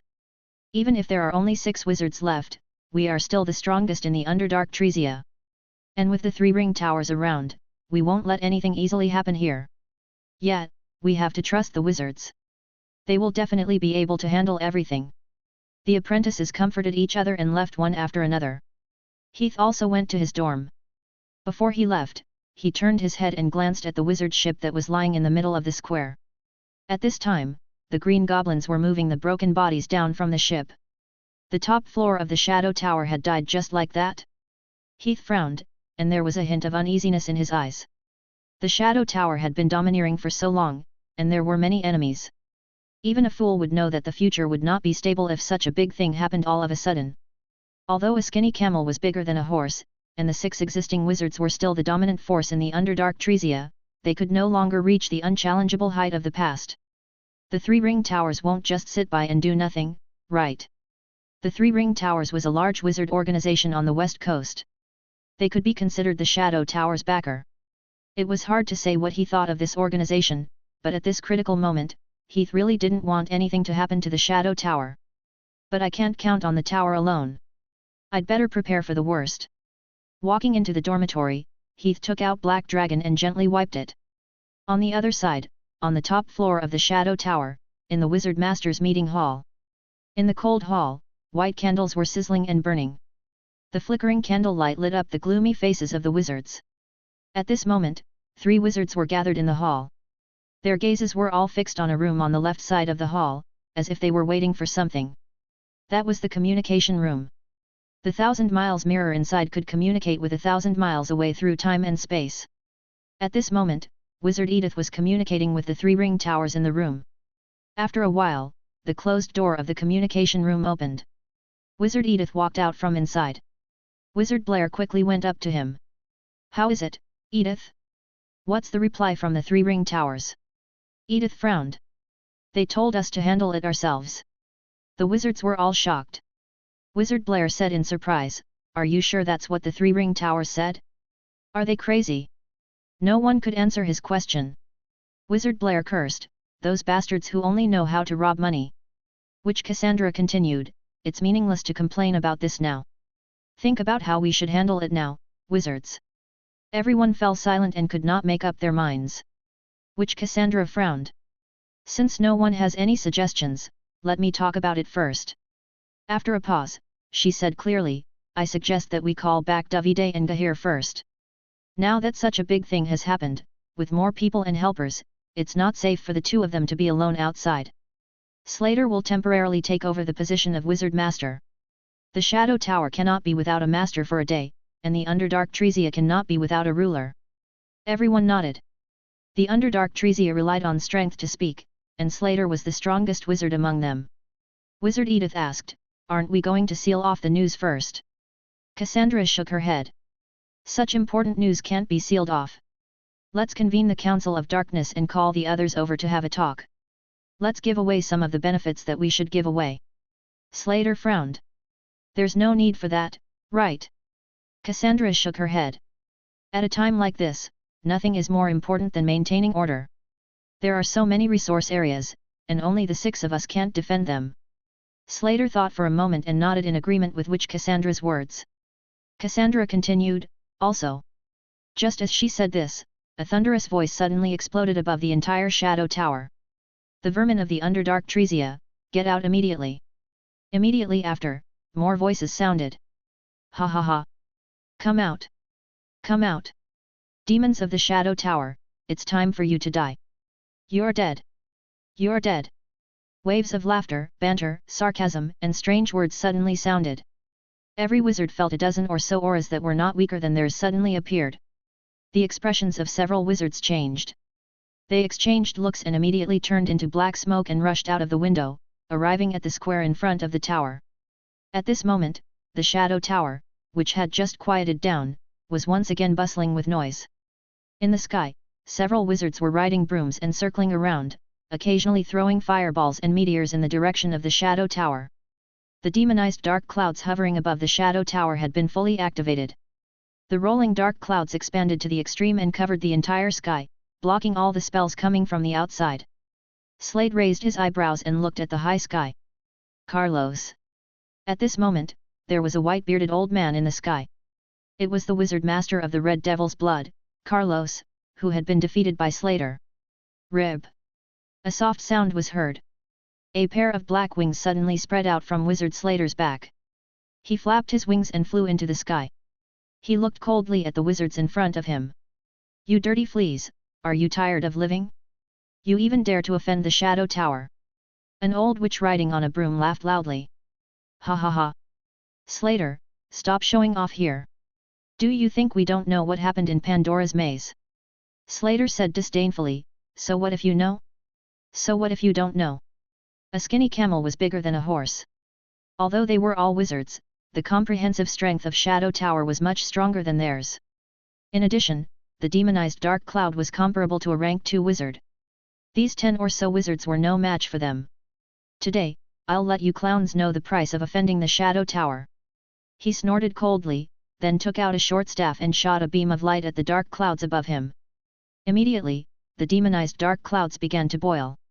The dark clouds rolled, and large amounts of lightning filled the area, as if a ferocious monster was imprisoned there. "Ademones is angry. Everyone, get out of the way." The faces of the wizards in the sky changed drastically, and they hurriedly fled in all directions. At the same time, Slater raised his magic staff and pointed towards the sky. Instantly. Crackle! Crackle! Rumble! A deafening explosion sounded from the sky, and the ferocious beast within the dark clouds broke free from its shackles and charged out. In an instant, the entire sky was covered by purple lightning. There were several screams in the sky, and a few apprentices who had followed their respective wizards into the sky were immediately turned into charcoal, including the wizards, who were fleeing under this terrifying attack. The originally noisy sky suddenly became clear. Slater snorted in disdain. "A bunch of ignorant clowns." After saying that, he turned around and prepared to return to the ground. However, at this moment, an extremely powerful and even terrifying elemental fluctuation came from behind him. He hurriedly turned his head, and when he saw the scene behind him, his expression immediately changed. Behind him, Carlos, who had the blood of the Red Devil, was floating in mid-air. His silver hair had already turned into blood-red hair. He held up a scroll that had been pulled open and was singing an obscure incantation. Along with his incantation, numerous dense runes that did not belong to their class were shining on the scroll. The strong elemental fluctuations even formed a small elemental vortex with Carlos as the center. Slater's expression finally changed. He cried out, "A third circle magic scroll! You got a third circle magic scroll! How is this possible?" Carlos stood in the middle of the violent storm, his blood-red eyes staring straight at Slater. His eyes were filled with excitement and madness. "Destroy my foundation, kill my descendants, and turn me into a dark wizard. I said that your Shadow Tower will reap the consequences of your actions sooner or later, and today, I am the consequences." He roared and threw the scroll into the wind at the same time. The scroll quickly burned into a ball of flame and was swept into the surrounding elemental vortex. Instantly, the entire elemental vortex began to burn. And then, a terrifying thing that caused everyone in the Shadow Tower to break out in cold sweat happened. Chapter 95, Flames. A ring of flames appeared high in the sky. Its diameter was several hundred meters, and it looked like a door of flames floating high in the sky. The ring was filled with fireballs, fire beasts, and fire spears of various sizes. There were countless of them, and a terrifying pressure surged out from within. The extreme heat even caused the space to distort. Carlos shouted, "You used your despicable fire gear to defeat me back then. Today, I'll let you have a taste of this third circle spell, Door of Flames." As he said this, he raised his right hand and swung it downwards. As he did so, the ring was filled with fireballs, and they rained down on the Shadow Tower. Wizard Slater quickly raised his staff high and shot several beams of light at the demonized dark clouds. The wizards below also took out their magic tools and cast defensive spells at the same time. With the support of the wizards, the defense of the demonized dark clouds was raised to the maximum. The rolling dark clouds were as black as ink. In the next moment, the fireballs that filled the sky exploded in the dark clouds. Rumble! Rumble! Rumble! Rumble! Rumble! Rumble! One fireball after another exploded within the black clouds. It was impossible to count the number of fireballs. There were tens of thousands, hundreds of thousands, or even millions. All that was known was that the originally ink-like black clouds were dyed a deep red in an instant, as if they were being burned. This kind of indiscriminate bombardment continued for a full few minutes before it finally stopped. At this moment, the wizards' faces were pale and they were panting. The dark clouds above their heads had become much lighter. The apprentices of the tower had already left their dormitories and were looking at the sky in fear. When they saw the fireballs that seemed to be the end of the world, they were so scared that they could not move. Until now, when they saw the sky full of fireballs stop, they finally came back to their senses. They looked at the sky in shock and disgust. Is it over? It's over, isn't it? The wizards won, didn't they? The apprentices were still at a loss as they watched the battle outside. Heath had already left his bedroom and quickly ran to the library. The library of the tower was the strongest place in the Shadow Tower. It was protected by a small area of defensive spells. It was said that it could withstand the power of a rank 2 spell. In a hurry, he took a moment to look at the sea of fire outside the window. The high temperature was suffocating. What kind of terrifying spell was this? Was this really a power that could be used by wizards? At the same time, the battle in the sky continued. After a round of indiscriminate bombardment, the dust gradually dispersed.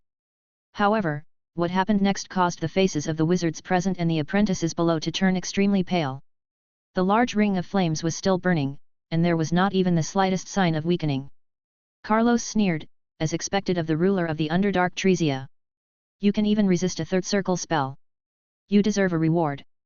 As a reward, I'll let you experience the taste of a third circle spell. He waved his hand again. With his action, fire beasts surged out from the ring and charged towards the magic-formed dark clouds above them. The wizards quickly raised their wands again and poured their magic power into the dark clouds. They used all their strength to fight against it, and once again, they barely managed to withstand it. At this moment, every wizard was on the verge of collapse. However, the ring of fire above their heads did not seem to have weakened at all. Carlos laughed loudly. Good. Good. Good. I've really underestimated your Shadow Tower. To be able to withstand 2 rounds of the Door of Flames, the ruler of darkness, the worthy king. Then, let's do it again. As he spoke, the huge ring of fire slowly began to rotate. As the ring rotated, the flames that filled the sky immediately gathered towards the center, gradually forming a fire spear that was several meters long. It was as if all the flames had fused into the spear at this moment. At this moment, the fire spear actually released a terrifying destructive power. Carlos turned his gaze and immediately locked onto Slater. He snorted angrily, Slater. Die. Shoo. The flaming spear shot out and headed straight for Slater. The spear seemed to have turned into a ray of light. Its speed had completely exceeded its limits. The moment the spear shot out, it had already landed on the ground. In the sky, a hole had appeared in Wizard Slater's chest. Sparks were still burning around the hole. He lowered his head to look at his chest. His expression was one of shock and disbelief.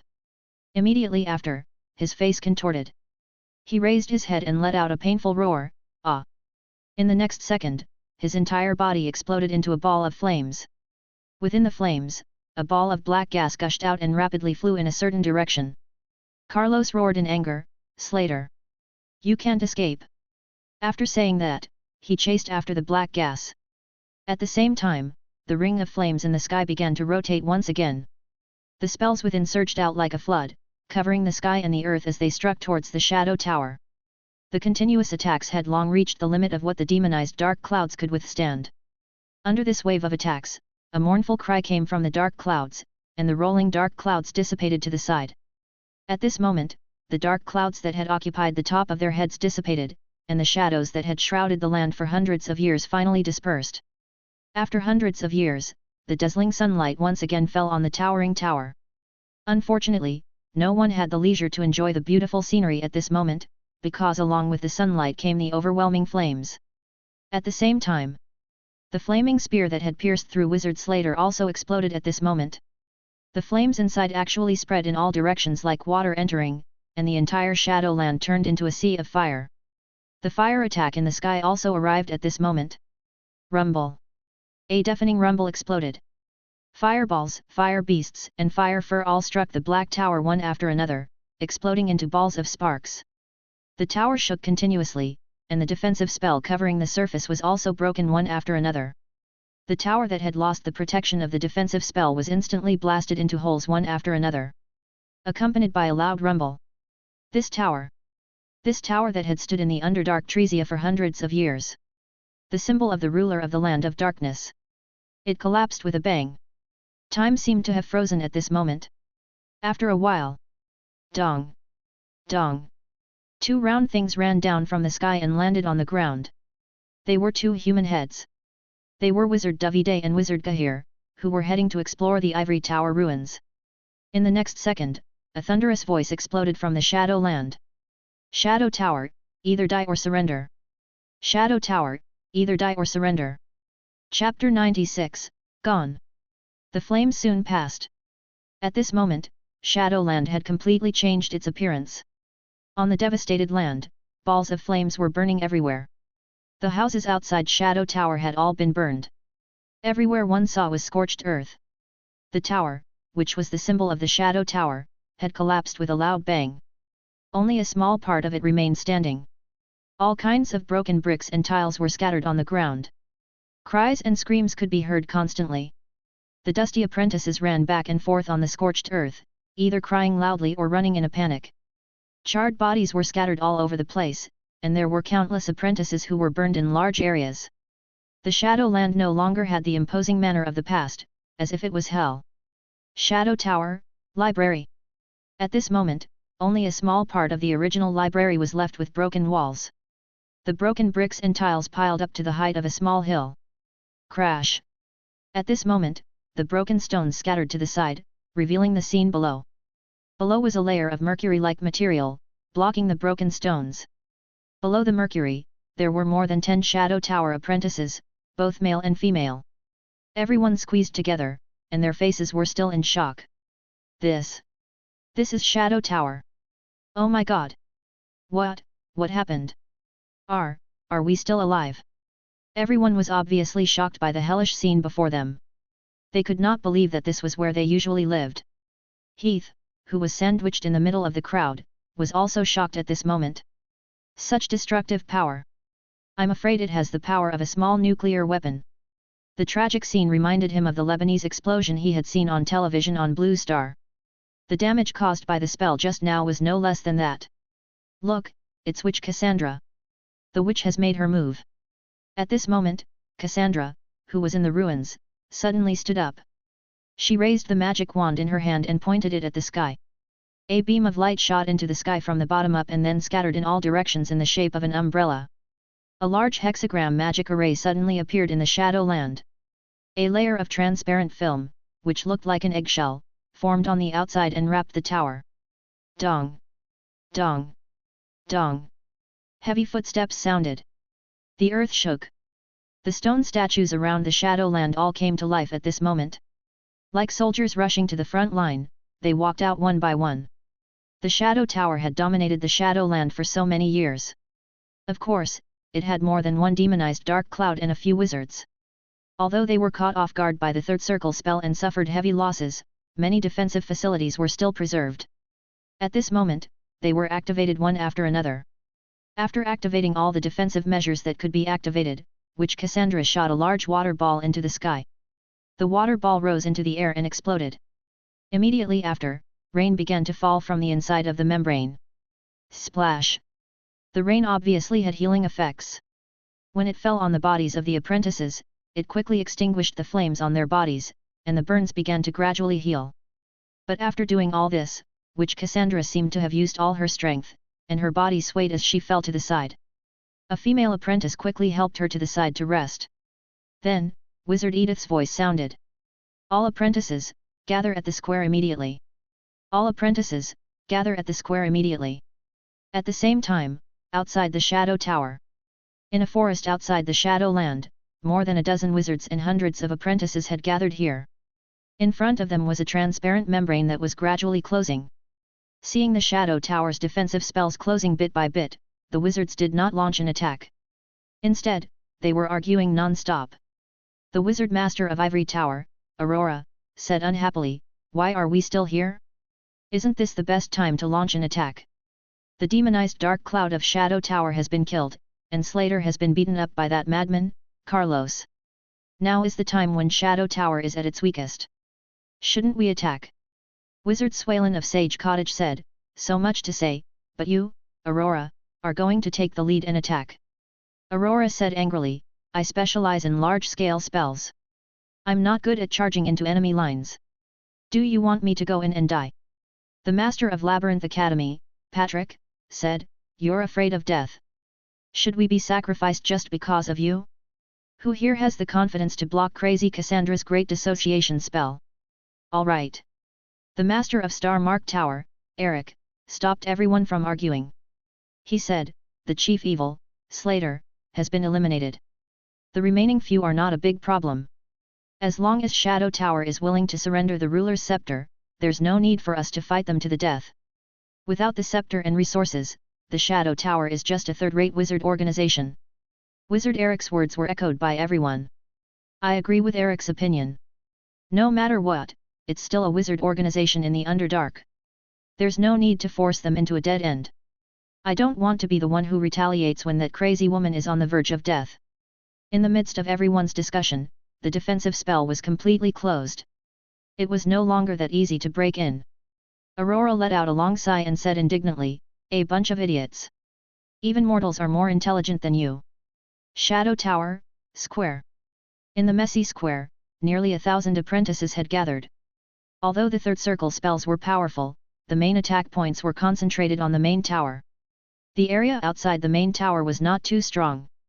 In addition, the apprentices who had been forbidden to stay in their rooms had avoided the attack. The number of apprentices who had died was about 100 or so. All of them had weak structures and did not have any defensive spells. Although most of the apprentices had survived, everyone was obviously frightened. Their faces were pale, and they looked terrified. They stood on the spot, not knowing what to do. Soon, Wizard Edith arrived at the square. The crowd started whispering. Where are the other wizards? Why don't we see the other wizards? Magus Slater seemed to have. Wizard Blair and Witch Cassandra were injured. There's only one wizard. Wizard Edith frowned. All of you shut up. The apprentices quickly quieted down. Since it was an urgent matter, Wizard Edith did not waste any time. His gaze swept across the apprentices in the square and went straight to the point. I won't say any more nonsense. Everyone has already seen that our Shadow Tower is currently facing the most serious crisis since the establishment of the tower. This is a moment of life and death. We will do our best to fight against the enemies outside, but we also need your help. Only by working together can we tide over this crisis. The apprentices, who were already terrified, became even more uneasy after hearing Wizard Edith's words. Had the situation become so serious? Even they, the apprentices, had become people to rely on.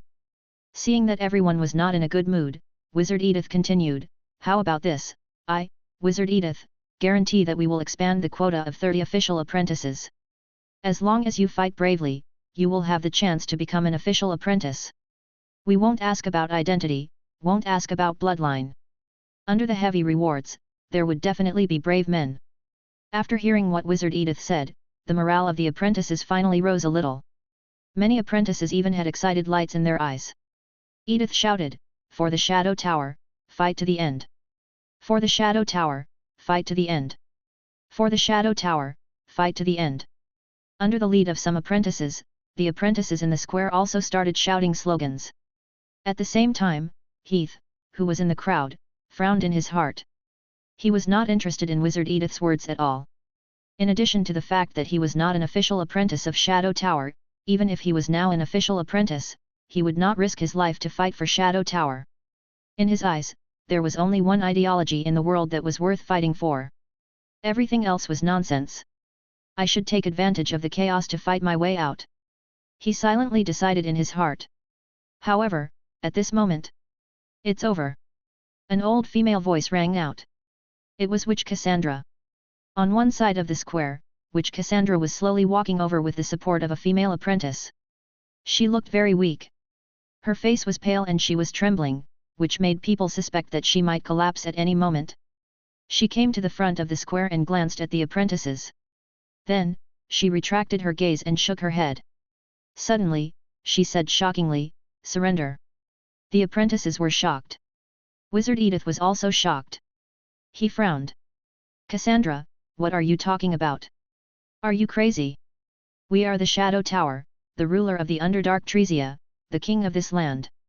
You want us to surrender to the motley crew outside? Cassandra sneered. King? Ruler? She said, yes, it's king, ruler. It has been for the past 600 years, but not now. The Wizard Master is dead, Slater is defeated, and Blair is only left with his last breath. The only ones who can fight now are you and me. She laughed bitterly. Do you really expect to rely on these apprentices to win? Edith remained silent. The wizard world was a world where great power belonged to oneself. Numbers did not play much of a role on the battlefield. Perhaps after a few spells, there would not be many apprentices left. Cassandra shook her head and said, surrender. We have lost. A loss is a loss. She raised her head and saw the clear sky. She sighed and said, from now on, this land, the Shadow Land. The shadows are gone. Chapter 97, Purchase. Wizard World, New Calendar, Year 1270, Mid-Autumn. The ruler of the Underdark Tresia, more than 30 wizards from the Shadow Tower, including the Wizard Master, met with misfortune while exploring the Pandora's Maze, the secret realm, and were all annihilated. The news was transmitted to Shadow Tower a few days later. On the same day, Shadow Tower was besieged by the coalition of dozens of wizard organizations from the Underdark Tresia, and was defeated by a third circle spell. At this point, Shadow Tower, which had ruled the Shadow Land for more than 600 years, handed over the ruler's scepter, but their glory was gone. Victory Day, Shadow Land. On the Shadow Square, which had been turned into ruins, more than 1,000 wizards and apprentices of Shadow Tower stood on one side of the square, and the coalition of wizard organizations in the Shadow Land stood on the other side. Which Cassandra walked forward with the ruler's scepter in her hand and handed it to the coalition. As the representative of the allied forces, the master of the Labyrinth Academy, Patrick, took the ruler's scepter and raised it high. From now on, the shadow is gone. From today on, the shadow is gone. From today on, the shadow is gone. The allied forces cried tears of joy and cheered loudly with tears in their eyes. At this moment, everyone's faces were full of smiles, as if they had finally endured the night and welcomed the dawn. They had parted ways and entered a glorious future. Looking at this scene, Ender, who was standing beside Heath, whispered to Heath, "These idiots, do they really think that their good days have come? The idiots have no idea what they have done. Soon, they will regret everything they have done now." Heath did not know whether they regretted it or not, but he still agreed with the first half of Ender's sentence. Shadow Tower was the overlord, but at the same time, it was also the order. In the entire Underdark Tresia, other than Shadow Tower, who else had the qualifications and ability to take over and consolidate order and maintain the rules? Heath looked up at the sky above him. The bright and beautiful sunlight was indeed dazzling at this time, but it could be vaguely seen that there were even bigger dark clouds gathering over. The failure of Shadow Tower would not be the end of the darkness. It would only be the beginning of the darkness. Half a month later, in the Shadow Tower. In a corner of the Shadow Tower, Heath was saying goodbye to his familiar apprentices. "My God, Heath, is this true? Have you really decided to leave Shadow Tower?" Ender walked over and asked Heath. Heath nodded. "Wizard Edith has approved it." After the war ended, the hundreds of resources in Shadow Tower were all taken away, leaving only a small piece of the Shadow Land. With the amount of resources in Shadow Tower now, it was impossible for it to bear the nurturing of more than 1,000 apprentices. Therefore, the wizards issued a notice that the apprentices could decide whether to stay or leave. Heath pondered for a while and finally decided to leave. After all, he had already extracted most of the resources available in Shadow Tower. It would be better for him to stay and fight for resources with the apprentices. Jessica asked, "Have you decided? Where are you going?" Heath nodded and said, "I want to go to Strange Bug Forest first. I have a spell that I need to experiment with the bugs there." This decision had been made before the trial began. Strange Bug Forest was the most eastern resource area of Shadow Tower. It was also the only area in Shadow Tower that he had not explored other than the secret realm. At this time, Apprentice Arnold suddenly interrupted, "Speaking of spells, I remember that you have always been interested in spells. Do you want me to sell some spells to you before you leave, Apprentice Heath?" Ender said, "Hey! Are you crazy? Do you want to be turned into a toad by a wizard? Apprentices were forbidden to trade magic models privately. This was the rule. Heath raised his eyebrows and asked, "Are you sure?" He did not care. He was going to leave. If he went out, the world would be wide open. Shadow Tower, which could not take care of itself, would not come to him for such a trivial matter. Arnold said, "It's okay. Everyone is doing that now. Yesterday, Isaac learned the illumination spell from stone, so it's not a big deal." Jenny nodded and said, "Yes, I heard that many apprentices are secretly exchanging spells. The wizards are in seclusion to heal themselves, so they can't control themselves. Even if they know, they probably won't care. After all, the spell bank has been moved away. If we apprentices aren't allowed to learn from each other, what should we do?" After the war ended, the Allied forces had a raid on Shadow Tower. Spells, wizard tools, materials, these guys who were like locusts crossing the border were really not polite at all. They had completely moved all the savings of Shadow Tower over the years. They wished they could dig 3 feet deep and move the entire Shadow Tower away. Listening to the discussions of the apprentices, Heath could not help but sigh. It must be known that apprentices are forbidden to privately trade spell models.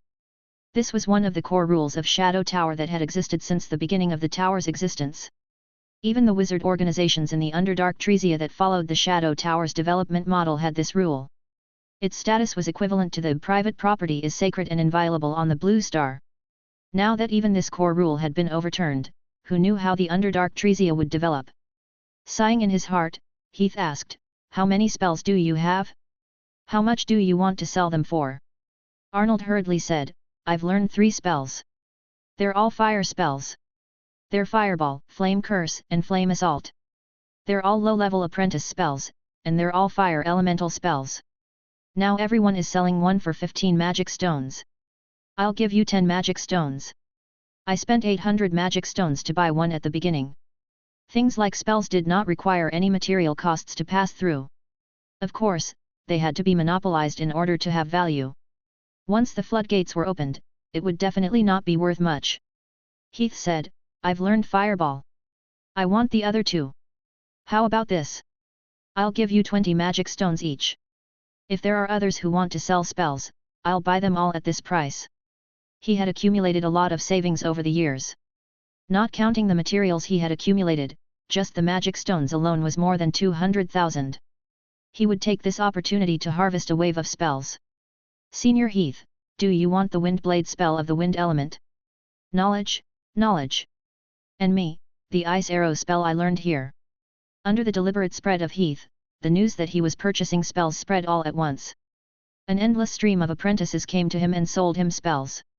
Heath did not refuse to accept anyone who came. As long as it was spells and knowledge that he did not master, he would buy them all. Was he not afraid of being dragged by wizards to set an example? Right now, the wizards of the Shadow Tower were either dead or running away. The few remaining wizards were also seriously injured. At this time, they were in an important stage of recuperation, so they could not be distracted to deal with these miscellaneous matters. As for the law enforcement team of the former tower, Wizard Slater, who was in charge of managing the law enforcement team, was already missing, so the law enforcement team was naturally dead in name. The ones in charge of maintaining order in the tower were a few official apprentices. With Heath's current strength, he might not be afraid of anyone. In short, this was a once-in-a-lifetime opportunity. If he did not take this opportunity to make a profit, how could he let himself down? 20 magic stones at the low apprentice level, 50 magic stones at the intermediate apprentice level, and 100 magic stones at the advanced apprentice level. Looking at the magic scrolls that were handed to him one by one, Heath was really... Although it was a little inappropriate to say that, he really felt that the collapse of Shadow Tower was not a bad thing. It must be known that in the past, low-level apprentice spells cost nearly 1,000 magic stones, intermediate-level apprentice spells cost at least thousands or even tens of thousands of magic stones, and advanced-level apprentice spells cost tens of thousands or even hundreds of thousands of magic stones. These treasures, which were once priceless, were now as cheap as cabbages. It was really a windfall, okay? However, what Heath did not know, the greater happiness was still waiting for him not far away.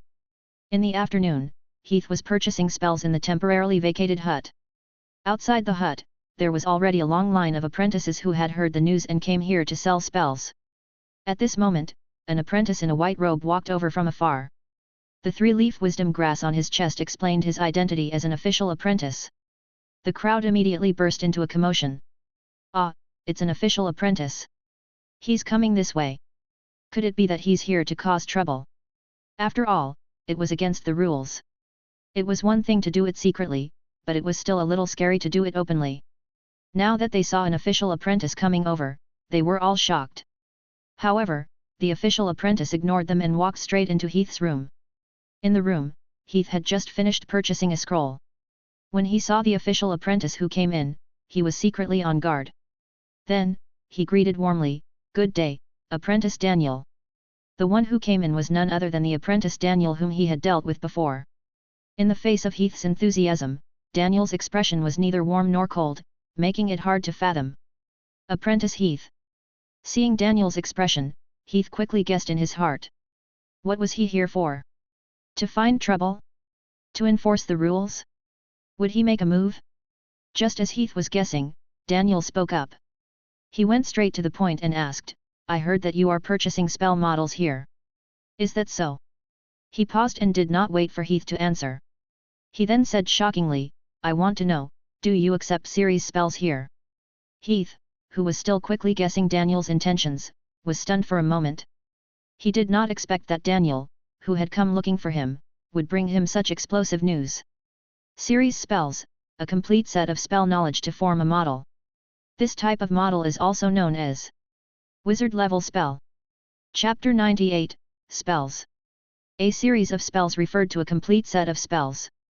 To put it simply, the apprentice-level spells that Heath and the others were currently learning were all single spells that did not form a system. Once they were learned, there would be no room for improvement.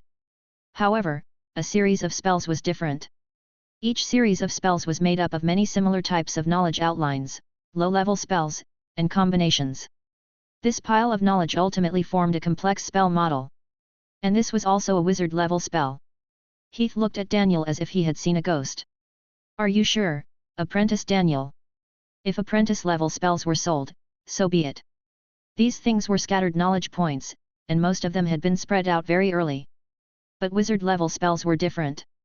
Basically, every wizard-level spell was a complete set of results that the wizard had accumulated through years of knowledge and experience. It was the foundation of the wizard's life. Generally, only the wizard himself, as well as the student of the inherited wizard, could master it. Selling this thing was equivalent to selling the wizard himself. Logically speaking, even if Shadow Tower was now in dire straits, it would not do such a thing. Daniel shook his head and said with some sadness, "It doesn't matter. Anyway, teacher is no longer here. His teacher also went to explore the secret realm." Heath hesitated for a moment. It would be a lie to say that he was not tempted, but this was after all not an ordinary thing. After all, the wizards of Shadow Tower were not all dead. Seeing that Heath was hesitating, Daniel could not help but laugh. "Apprentice Heath, I think it's better for you to make a decision as soon as possible. To be honest, I came here today on a spur of the moment. If you miss this opportunity, you may not have the chance." Hearing this, Heath no longer hesitated. "Who cares? If it really gets hot, we'll talk about it when it's troublesome. Anyway, after the wizards finish healing, I'll be gone without a trace.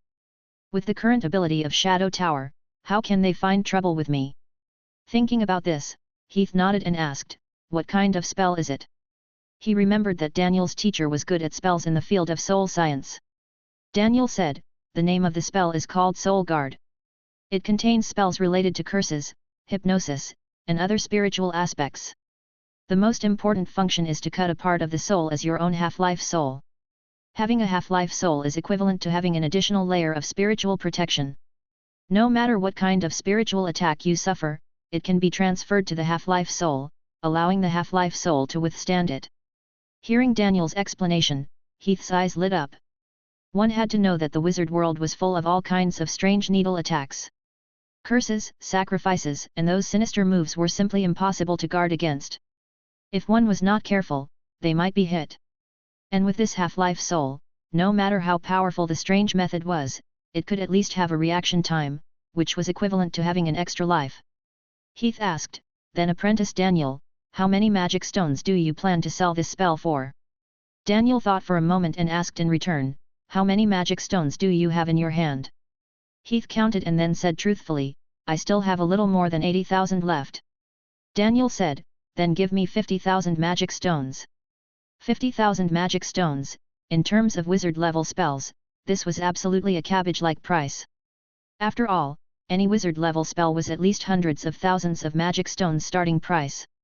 However, after a pause, Daniel quickly added, if it's not possible, the price. We can still discuss it. It could be seen that he still had room to squeeze more. However, Heath shook his head and said decisively, 50,000 magic stones it is. He was not a Jew.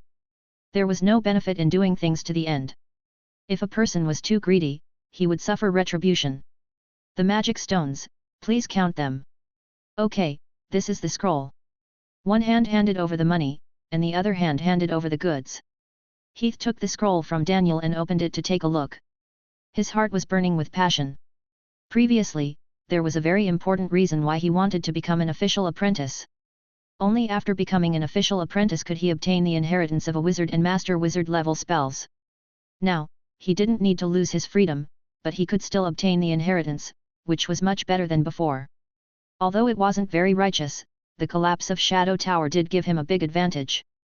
Putting the scroll into the spatial pocket, Heath continued to ask, are there any other wizard level spells to sell? In the face of such a big advantage, even with his willpower, he couldn't hold it in, and soon his head was occupied by greed. Pausing for a moment, he added, I still have more than 30,000 magic stones and some other materials. The total price is probably several tens of thousands. Hearing Heath's words, Daniel clearly fell into hesitation. In this incident, other than the wizards, their batch of official apprentices suffered the most. When they were robbed by the allied forces, all the materials and savings were plundered. Now, they were really penniless. At this moment, when Heath mentioned the materials, Daniel was obviously moved. He hesitated for a moment and said, I. However, just as he said this, a cold voice suddenly sounded in Heath and Daniel's ears. At the same time, an extremely strong pressure came down. Little thing. Stop it. It was Witch Cassandra's voice. Daniel's expression suddenly changed, and with a paw sound, he knelt on the ground, shivering. Although Heath did not kneel, he also became extremely nervous. Fortunately, Witch Cassandra's words did not ring out again, and the pressure quickly passed. Daniel stood up shakily, but there was no longer any interest in his eyes. He shook his head and said, let's call it a day, Apprentice Heath. After saying that, he left in a hurry. After this incident, the greed in Heath's heart was completely gone, and he no longer had the thought of continuing to do business. Since he had already said so much, if he still did not hold back, he would really be courting death. After simply packing his luggage and saying goodbye to a few of his familiar companions, he quickly left Shadowland. He was relieved when he left the Shadowland's territory. Standing on the hillside, he looked back at the tower that was only a part of the ruins, but he still had lingering fear in his heart. What a terrifying power! It's better not to provoke a monster like a wizard. When the pressure came, he felt a chill all over his body, as if life and death were not in his control at all. After taking 2 deep breaths, he quickly adjusted himself. Wiping the sweat off his forehead, he clenched his fists and said, I will have this kind of power sooner or later. He silently encouraged himself with pride. He swept away the haze in his heart and turned around to embark on the journey. However, he suddenly stopped after taking a few steps. He looked up to the front. It was a narrow path, and at this moment, a figure was walking towards the middle of the path. The sunlight passed through the dense branches and interweaved into several beams of light on the path, hitting the face of the figure. It illuminated her snow-white skin and cold face. This person was coincidentally the one who had a physical relationship with Heath. Surely. Chapter 99, Leave. Heath was stunned for a moment. He obviously didn't expect to meet someone here. Moreover, it was someone he was familiar with. However, after a short moment of daze, he quickly recovered and nodded slightly in accordance with the etiquette. He gave her a greeting with his eyes, and the latter did the same thing. Then, Heath continued to walk forward. Over the past 2 years, Heath had gradually gotten used to the rhythm of the wizard world. The physical relationship between wizards did not mean anything. It was just a way to get pleasure, just like how two strangers in the human world talked to each other and shared a table to eat. In the end, he and Shirley only needed each other physically, there was no special relationship. However, in the moment when they passed each other, Shirley suddenly said, "Are you leaving?" Shirley's sudden conversation surprised Heath. It seemed that this was the first time he had heard Shirley talking to him in the past 2 years. After Shirley had gotten the Holy Spirit flower, she had solved the problem of her own needs. After that, the two of them did not have much contact. Although they had met a few times in the tower in the past 2 years, they did not talk much. 2 years was not a long time for a wizard. It was as if it had happened yesterday. Heath smiled and said, "Yes, it has been approved by the wizard." Shirley's mouth moved as if she wanted to say something, but in the end, she said, "Take care." Heath nodded and smiled. "You too." Shirley nodded and then left without looking back. Heath also continued on his journey. It was night, the Underdark Tresia, the place of resolution. The place of resolution was an empty space in the middle of the Underdark Tresia. Every time there was a major event involving the various wizard organizations in the Underdark Tresia, the wizards would convene the Underdark Council here. The area of the place of resolution was not big, about 1,000 square meters. It was paved with polished stone slabs. There were stone sculptures on the ground, and each stone sculpture represented a wizard from the Underdark Tresia. Every time there were new apprentices in the Underdark Tresia, the guardian of the place of resolution would erect a statue of a new wizard here. Every time a wizard fell, the guardian would destroy the stone statue. With the statue, it meant that they had the right to participate in the place of resolution of the Underdark Council. At this moment, in the place of resolution. In the place of resolution, there were already many figures gathered. There were witches in tall hats, male wizards in cloaks, and some even maintained their animal forms such as black cats and crows. These were all wizards from various wizard organizations in the Underdark Tresia. At this moment, more than 60 people had gathered. There were also wizards coming one after another. It was as if they had walked into a marketplace. All kinds of arguments echoed above the place of resolution. The Moonlight Forest is what cursed by our blood source. That place was the habitat of our blood source curse 1,000 years ago. It was taken away by the bandits of Shadow Tower. Ha ha ha, you want to tell us about what happened 1,000 years ago? Then I can still say that the entire Underdark Tresia belongs to us. Why should the Moonlight Forest belong to you? Did you participate in the attack on Shadow Tower this time? That place should belong to our Ivory Tower. If it wasn't for us, Shadow Tower wouldn't have given in so easily. Unless your Ivory Tower wants to start a war with us. If the decision can't bring about fairness, then what's the point of holding it? It's better to rely on our fists. Well said, then let's do it. Patrick, who had just entered the place of resolution, frowned. He raised the mithril scepter in his hand, and at the top of the scepter was a blue diamond-shaped crystal. As he moved, the crystal also lit up with a faint white glow.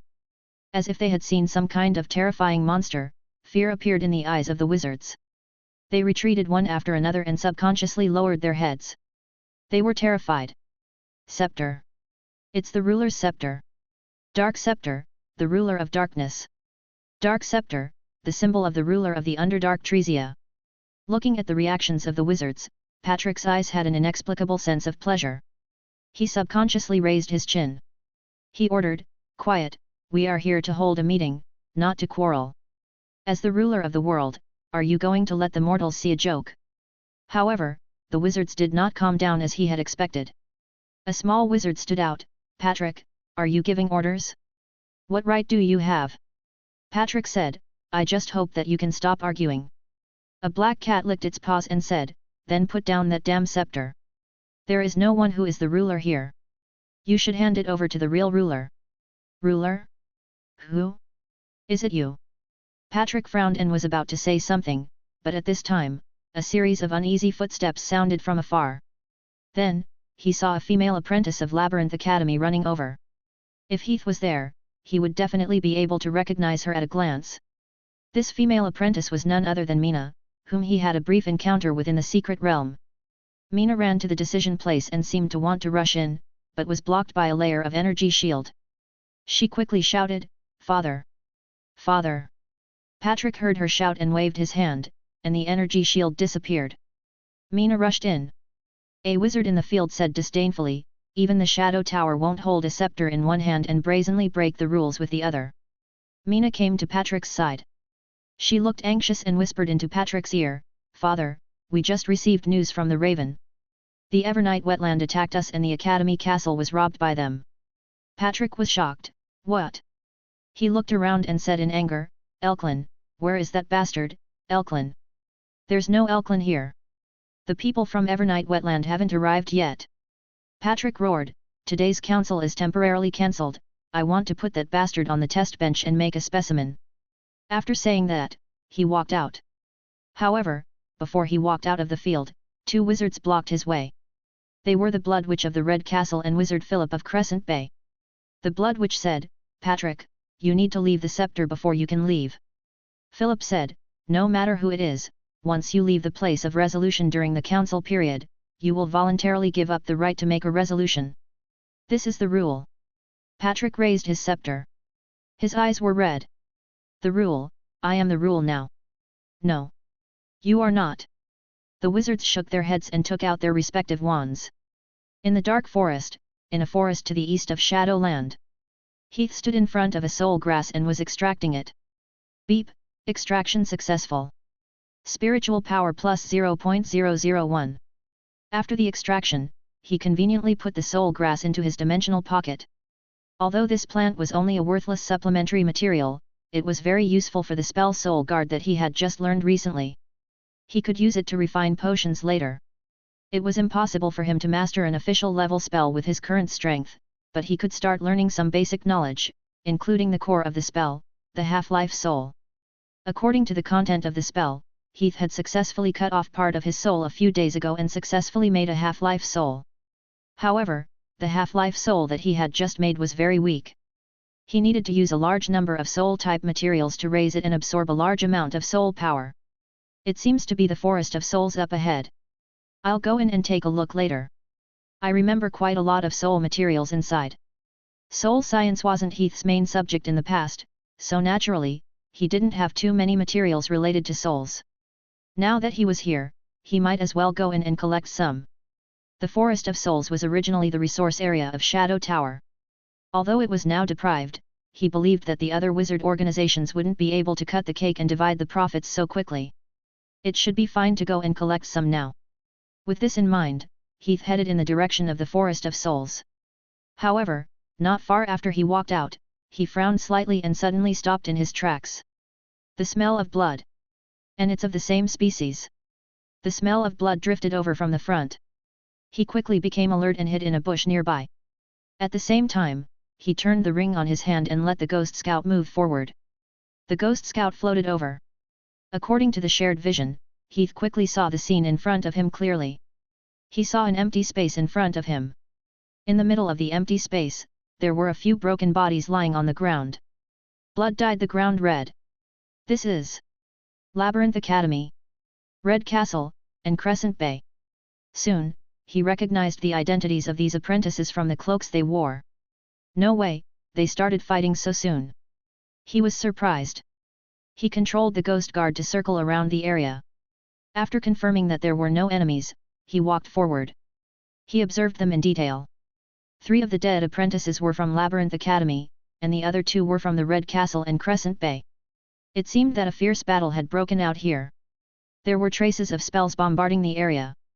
Soil flew everywhere, and the trees were charred black. Judging from the traces of spell and the residual elemental fluctuations in the air, the participants in the battle were all apprentices. There were more than 10 of them. As for who won in the end, it was not clear, but it seemed that the Labyrinth Academy did not gain any advantage. The magic stone pockets and wizard tools on the corpses had been taken away, leaving only some personal clothes. This guy is... Isn't this the guy called what's his name? Oh right, it's the kid from the secret realm. At this moment, Heath suddenly recognized the identity of one of the bodies. It was the male student from Labyrinth Academy who had interacted with him in the secret realm. At that time, the other party's invisibility spell had left a deep impression on him. A big hole had been opened in his chest, and the internal organs inside had disappeared. He stared at the grey sky with wide eyes. Heath sighed softly. What an unlucky guy. How sad. Shaking his head, Heath put away the sympathy in his heart. This was a good thing for him. There was no need to sigh. I wonder if I can extract that invisibility spell. With anticipation in his heart, he placed one hand on the apprentice's body. Extract. Beep, successful extraction. Spiritual power plus 0.03. Beep, extraction successful. Obtain spell Vera's invisibility manual. Beep, extraction successful. Spiritual half-life energy plus 1. Hearing the system's notification, Heath was stunned. Spiritual half-life power can be extracted too. Chapter 100, Black. Even the soul energy of a half-life can be extracted. Heath was very surprised. After all, this was a substance that had never been extracted before. So it seems that when I'm learning some spells, my gold finger will also change according to the situation of the spell. There has never been a similar situation before. Is it because the previous spells were all apprentice-level spells? Or is it because the spell this time involves the soul, which is why there is such a change? After thinking for a while, Heath could not come up with any clues. He could only put it aside for the time being and test it with experiments later. Immediately, a look of joy appeared on Heath's face. This was good news. The most difficult part of the half-life soul spell was undoubtedly the cultivation of soul energy. If it was done according to conventional thinking, it could only be a little bit of self-cultivation and cultivation. The energy, time, and materials required to do so were extremely huge.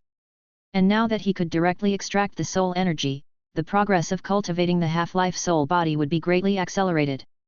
1 soul energy. How much has it increased? Heath closed his eyes to feel it.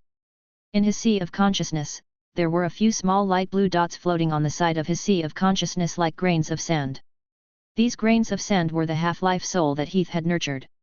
1, 3, 7, 13, there are 13 grains. Isn't that too fast? After counting the amount of sand in detail, Heath was extremely happy. One had to know that he had just nurtured only one half-life soul. He had nurtured it for a few days, but it had only grown to 5 grains. In this short instant, he had added 7 grains, which was much faster than his self-cultivation. Heath was happy in his heart. He quickly walked to the second corpse and continued to extract.